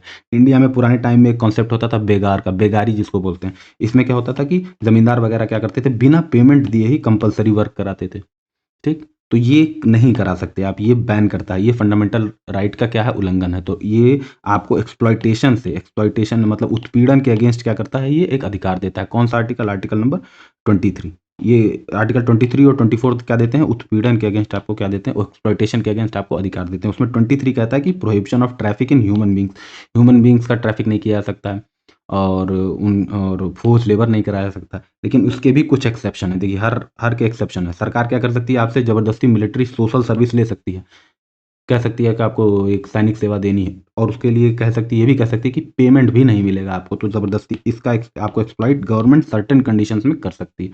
लेकिन ये करते वक्त भी सरकार डिस्क्रिमिनेट नहीं कर सकती है कि नहीं भैया इस कास्ट वाले से ही हम केवल लेंगे, या इस धर्म वाले से ही लेंगे, या इस सेक्स वाले से ही, या इस जेंडर वाले से ही, या इस रेजिडेंस वाले से ही लेंगे। इसमें भी करते वक्त डिस्क्रिमिनेशन नहीं करना है आपको, ठीक। ये समझने की, कॉन्सेप्ट समझने की कोशिश करिए। सरकार आपको फोर्स कर सकती है मिलिट्री सोशल सर्विस देने के लिए, युद्ध काल में या जिस तरीके से भी, एक सर्टेन एज के ग्रुप के लोगों को क्या कर सकती है, फोर्स कर सकती है। पर उसमें सरकार ये नहीं चुन सकती है कि नहीं ठीक है भैया, इस धर्म के लोग, इस मजहब के ही लोग से हम लेंगे, बाकी को फ्री है भैया आप घूमिए। नहीं, अगर देना है तो बिना किसी पार्शियलिटी के आपको ये भी करना है, ठीक। आर्टिकल 24 इसी राइट अगेंस्ट एक्सप्लॉइटेशन का जो फंडामेंटल राइट है, उसमें जो दूसरा आर्टिकल है वो है 24। ये क्या कहता है, prohibition of employment of children in factories. कह रहा है कि 14 साल, कॉन्स्टिट्यूशन कहता है कि 14 साल से कम उम्र के बच्चों को हजार्डस एक्टिविटीज़ में, माइनिंग में, और रेलवे कंस्ट्रक्शन में, या मतलब पुल वगैरह बनाने में, ब्रिज वगैरह बनाने में, बांध बनाने में, इनका हजार्डस एक्टिविटीज़ में आप काम नहीं ले सकते उन बच्चों का जो 14 साल से कम है। लेकिन कॉन्स्टिट्यूशन कहता है कि अगर ठीक है हार्मलेस एक्टिविटीज़ में काम कर सकते हैं, लेकिन सरकार ने क्या किया, लॉ बना करके हार्मलेस एक्टिविटीज़ में भी काम करने से बैन कर दिया। अगर 14 साल से कम उम्र का है तो आप मतलब उसको घर में नौकर नहीं रख सकते हैं, दुकान पे जो छोटे बच्चे होते हैं उनसे काम नहीं करा सकते, चाहे तो पुलिस आपको पकड़ सकती है। अब आते हैं नेक्स्ट, ये नंबर है हमारा चौथा तीसरा पढ़ लिया, ये है चौथा। ओके, चौथा क्या है, right to freedom of religion. इसमें आर्टिकल है 25, 26, 27, 28। समझ रहे हैं ना क्या हो रहा है। चौथे फंडामेंटल राइट का एक ब्रॉड नेम है जिसका नाम है right to freedom of religion. इसमें आर्टिकल 25, 26, 27 है, 28। आर्टिकल 25 कहता है free practice of religion, profession and propagation. आप अपने रिलीजन का प्रैक्टिस कर सकते हैं बिना किसी रोक टोक के। आप अपने रिलीजन को बता सकते हैं, आप बता सकते हैं कि मैं इस भगवान को मानता हूँ, इस देवी देवता को मानता हूँ, किस मिथोलॉजिकल फिगर को मानता हूँ, मैं एक, समझ रहे हैं इस तरीके की बात है। और प्रोपेगेट कर सकते हैं, प्रोफेट्स भी कर सकते हैं, खुल अपना बता सकते हैं, और प्रोपेगेट भी कर सकते हैं, प्रचार भी कर सकते हैं। आर्टिकल 26 क्या कहता है, freedom to manage religious affairs. आप फ्री हैं अपने रिलीजियस अफेयर्स को मैनेज करने के लिए, तंबू लगाने के लिए, मंदिर बनाने के लिए, मस्जिद करने के लिए, इस तरीके भंडारा करने के लिए आप क्या हैं, फ्री हैं। Freedom from taxation from promotion of, अगर आप अपने रिलीजन को प्रमोट कर रहे हैं तो सरकार उस पर टैक्स नहीं लगा सकती है। तो इसका क्या मतलब, अगर सरकार टैक्स नहीं लगा सकती है तो सरकार रिलीजन के प्रमोशन पे पैसा खर्च भी नहीं कर सकती है। सीधा सा मतलब ये है कि सरकार जो है न्यूट्रल है, किसी धर्म को बढ़ावा नहीं देगी, किसी एक धर्म को बढ़ावा नहीं देगी, और साथ ही साथ धर्म को बढ़ावा देने में वो खर्चा नहीं करेगी टैक्सेशन लगा करके। और लेकिन सरकार फीस लगा सकती है, टैक्सेशन नहीं, फीस लगा सकती है। फीस टैक्सेशन में अंतर है। आर्टिकल 28 क्या कह रहा है, मतलब 25, 26, 27, 28, आखिरी आर्टिकल क्या कह रहा है, freedom from attending religious instruction. मतलब किसी खास इंस्टीट्यूट, मान लिया कोई पब्लिक स्कूल है, उसमें मान लिया कोई हिंदू प्रेयर हो रहा है, गायत्री मंत्र हो रहा है, तो जरूरी नहीं कि क्रिश्चियन, मुस्लिम, बुद्धिज्म या बच्चे जो है गाएं, इनको फ्रीडम है, इनको कंपेल नहीं किया जा सकता है। तो ये भी एक तरीके की क्या है, फ्रीडम है। अगला क्या है, ये जो फंडामेंटल राइट है आर्ट, ये है फिफ्थ, पांचवा है कल्चरल एंड एजुकेशनल राइट। कौन सा है, कल्चरल एंड एजुकेशनल राइट। इसमें आर्टिकल 29 है, आर्टिकल 30 है। आर्टिकल 29 क्या कहता है, कहता है protection of interest of minorities. दो तरीके की माइनॉरिटीज, रिलीजियस माइनॉरिटीज और लिंग्विस्टिक माइनॉरिटीज। इनके इंटरेस्ट को, इनकी लैंग्वेज को, इनकी भाषा को, इनके कल्चर को क्या करेगी सरकार, प्रोटेक्ट करेगी। आर्टिकल 30 क्या कहता है, इसी में कहता है right of minorities to establish and administer educational institution. जो माइनॉरिटीज हैं वो स्टैब्लिश कर सकते हैं, एडमिनिस्टर कर सकते हैं अपने एजुकेशनल इंस्टीट्यूशन। ठीक है, मदरसा वगैरह इसी में आते हैं। ठीक, अगला क्या है, अब आते हैं हम पांचवा हो गया ना, अब आते हैं छठे फंडामेंटल राइट पे। छह ही फंडामेंटल राइट है ना, छह फंडामेंटल राइट है टोटल, ये छठा फंडामेंटल राइट है। इसमें क्या है, इसमें हम बात करेंगे आर्टिकल 32। इसको कहा गया है soul and heart of the constitution. किसने कहा है, बी आर अम्बेडकर ने। क्योंकि ये क्या कर रहा है, बाकी फंडामेंटल राइट को प्रोटेक्ट करने के लिए आप डायरेक्ट सुप्रीम कोर्ट जा रहे हैं, तो ये फंडामेंटल राइट को प्रोटेक्ट करने का भी आपको फंडामेंटल राइट दे रहा है। मतलब आपका फंडामेंटल राइट का protection itself is a fundamental right.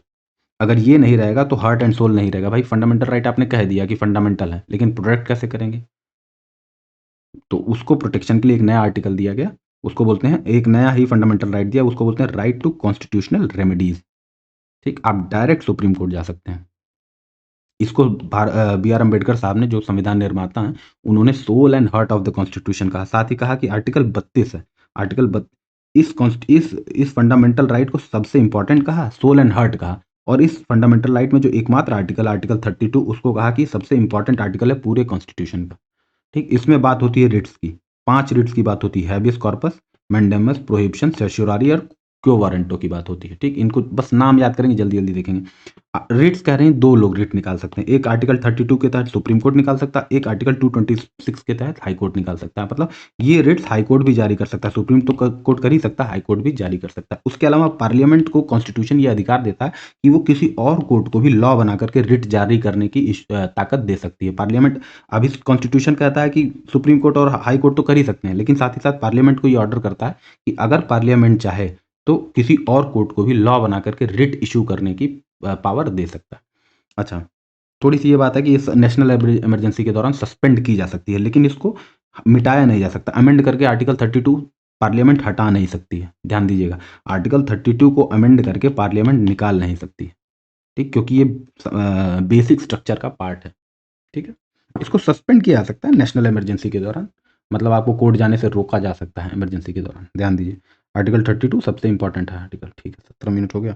Ritz total 5 writs हैं। हैबियस कॉर्पस रिट है, इसका मतलब होता है to have the body of, मतलब अगर अरेस्ट किया गया है तो कोर्ट ऑर्डर कर रही है, किसी डिटेंशन के अगेंस्ट ऑर्डर कर रही है, कह रही है कि जो पब्लिक अथॉरिटी या प्राइवेट इंडिविजुअल ने किसी दूसरे आदमी को, दूसरे पर्सन को डिटेन कर लिया है, तो उसको कह रहे कि उसकी बॉडी लेकर आनी है आपको 24 घंटे के अंदर, मजिस्ट्रेट के सामने पेश करना है, फिर उसके बाद से डिसाइड होगा। 24 घंटे से ज़्यादा आप किसी को अरेस्ट नहीं कर सकते हैं। सिंपल सा मतलब ये है हैबियस कॉर्पस का मतलब। ये रिट कोई कोर्ट इशू करती है किसके खिलाफ? किसी पब्लिक अथॉरिटी के खिलाफ या किसी प्राइवेट इंडिविजुअल के खिलाफ भी वो इशू कर सकती है। यही क्वेश्चन पूछा जाता है कि कौन इशू करता है, किसके अगेंस्ट इशू करता है, ये क्वेश्चन पूछा जाता है। मैंडेमस, मैंडेमस का मतलब होता है वी कमांड। मैंडेमस का क्या मतलब होता है? ये कोई कोर्ट इशू करती है किसके अगेंस्ट? ये किसी पब्लिक ऑफिशियल के अंदर अगेंस्ट इशू करती है वो, और उसको ऑर्डर करती है कि वो अपनी ड्यूटी परफॉर्म करे। Public official to perform his her duties. अगर मान लिया कोई पब्लिक ऑफिशियल अपनी ड्यूटी नहीं परफॉर्म कर रहा है तो आप सुप्रीम कोर्ट जाएं, सुप्रीम कोर्ट एक रिट इशू करेगी और कहेगी कि भैया नहीं, ये काम करके हमें दो क्योंकि हम कमांड कर रहे हैं। और ये रिट जो है कौन इशू कर सकता है? कोर्ट इशू कर सकती है। किसके खिलाफ इशू कर सकती है? किसी पब्लिक बॉडी के खिलाफ, किसी कॉर्पोरेशन के खिलाफ, या किसी छोटे कोर्ट, एक बड़ी कोर्ट छोटी कोर्ट के खिलाफ भी इशू कर सकती है। जैसे हाई कोर्ट एक लोअर कोर्ट के खिलाफ क्या कर सकती है? ये रिट इशू कर सकती है। किसी ट्राइब्यूनल के खिलाफ इशू कर सकती है। ठीक? और ये किसके अगेंस्ट नहीं इशू हो सकता? ये प्राइवेट इंडिविजुअल के अगेंस्ट इशू नहीं हो सकता है, किसी प्राइवेट बॉडी के अगेंस्ट इशू नहीं हो सकता। उसको नहीं फोर्स कर सकते कि आप ये काम करिए भैया। ठीक है? और जैसे जियो को आप नहीं फोर्स कर सकते, कोई कोर्ट फोर्स नहीं कर सकती कि भैया नेटवर्क क्यों नहीं दे रहे हो। ठीक है? और ये किसी नॉन स्टेट कोई डिपार्टमेंटल जो मतलब बिना लॉ के कोई आदेश है उसको भी इन्फोर्स नहीं किया जा सकता। कोई इंस्ट्रक्शन ऐसा है जो कि डिस्क्रिशन, मान लिया कोई ऐसा काम है जो डिस्क्रिशनरी, आपकी इच्छा हो तो करिए, नहीं हो तो मैंडेटरी नहीं है, तो उसको भी इन्फोर्स कराने के लिए मैंडेमस इशू नहीं किया जा सकता। तीसरा क्या है? प्रोहिबिशन। प्रोहिबिशन का मतलब होता है टू फॉरबिड। ये क्या होती है? कोई बड़ी को, ध्यान दीजिए, कोई हायर कोर्ट लोअर कोर्ट के अगेंस्ट इशू करती है जब वो कोर्ट, लोअर कोर्ट अपनी जुरिस्डिक्शन, अपनी सीमा से आगे जा रही होती है। ठीक? और कहती है कि नहीं, ये आप रुक जाइए यहीं पर। देखिए, मैंडेमस कह रहा है कि काम करिए, क्यों नहीं काम कर रहे हैं। प्रोहिबिशन कह रहा है कि नहीं, आप रुक जाइए, इनएक्टिविटी कर रहा है, इनएक्टिव कर रहा है कि आप अपने जुरिस्डिक्शन से आगे मत जाइए। तो ये क्या कर रहा है? अनलाइक मैंडेमस, ये किसको प्रमोट कर रहा है? इनएक्टिविटी को। और ये फाइनल ऑर्डर के पहले ही इशू हो जाता है। मान लिया कोर्ट एक फाइनल ऑर्डर नहीं दिया, अभी बीच में ही है, यहाँ पर फाइनल ऑर्डर है, यहीं पे ये मैंडम प्रोहिबिशन इशू हो जाएगा कोर्ट के अगेंस्ट। कोई हायर कोर्ट लोअर कोर्ट के अगेंस्ट ये प्रोहिबिशन इशू कर देगी कि भैया रुक जाओ, गड़बड़ जा रहा हो। उसी तरीके से एक होता है सर्शोरारी। सर्शोरारी क्या होता है? To be certified. इसका मतलब होता है फिर से हाई कोर्ट कोई हायर कोर्ट लोअर कोर्ट के अगेंस्ट इशू करती है। अंतर ये है कि फाइनल ऑर्डर पास होने के बाद इशू होता है, तब कोर्ट चेक करती है कि कहीं जुरिस्डिक्शन एक्सेस तो नहीं हो गया, कहीं डिस्ट्रिक्ट कोर्ट ऐसा कोई फैसला तो नहीं सुना दिया जो उसमें था ही नहीं। फाइनल ऑर्डर होने के बाद ध्यान देना, सर्सरारी तब इशू होता है जब फाइनल ऑर्डर पास हो जाता है और कोर्ट, कोई हायर कोर्ट चेक करती है कि भैया कहीं आप अपने अधिकार क्षेत्र के, अपनी जुरिस्डिक्शन के आगे तो नहीं चले गए। सबसे लास्ट है रिट है को वारंटो। को वारंटो मतलब बाई वॉट अथॉरिटी और वॉट वारंट। जैसे मान लिया कोई अधिकारी किसी पब्लिक ऑफिस पे आके बैठ गया और कह रहा नहीं मैं ही बैठूंगा, तो सरकार, कोर्ट उससे पूछ सकती है कि भैया क्या अधिकार है, क्या वारंट है आपके पास, इस पे बैठने का क्या वारंट है। तो ये इशू करती है कोर्ट। हालांकि सारी रिट कौन इशू करता है? कोर्ट ही इशू करती है। और किसके अगेंस्ट इशू करती है? लीगलिटी, आपका क्लेम जो है, किसी किसी दफ्तर पे आपका क्लेम लीगल है या नहीं, इसको इशू करती है। ठीक? आते हैं सीधा, आपको बताया ना 12 से लेके 35 तक होता है। तो 12 में क्या है? डिफिनीशन ऑफ स्टेट है। 13 में क्या है कि ऐसे राइट्स, ऐसे लॉज जो कि फंडामेंटल राइट को उल्लंघन करते हैं वो अपने आप इनवैलिड हो जाएंगे, ये 13 में। उसी तरीके से 14 से लेके हमने 32 तक देख लिया। ये सब क्या है? फंडामेंटल राइट के आर्टिकल है। अब हम सीधा 32 के बाद 33 पे पहुंचने जा रहे हैं। ये कह रहा है कि आर्म्ड फोर्सेस के जो फंडामेंटल राइट्स हैं वो क्या है? रिस्ट्रिक्टेड है। पार्लियामेंट चाहे तो हमारी जो सशस्त्र सेनाएं हैं उनके फंडामेंटल राइट को रिस्ट्रिक्ट कर सकती है, उनके फ्रीडम ऑफ स्पीच को रिस्ट्रिक्ट कर सकती है।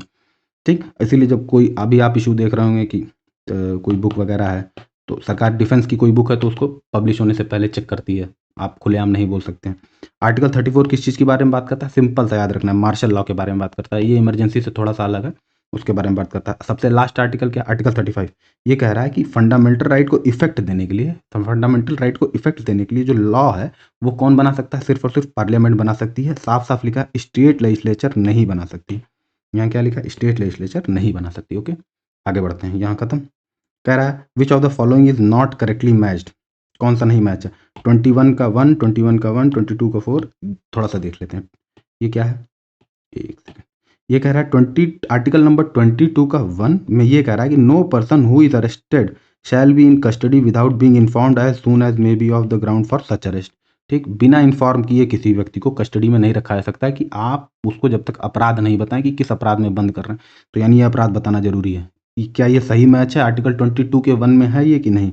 आर्टिकल 22 के 1 में एक और मैच करा रहा है कि right to defend by legal practitioner on his her choice, मतलब आपको वकील चुनने की छूट है। क्या ये 22 के 1 में है।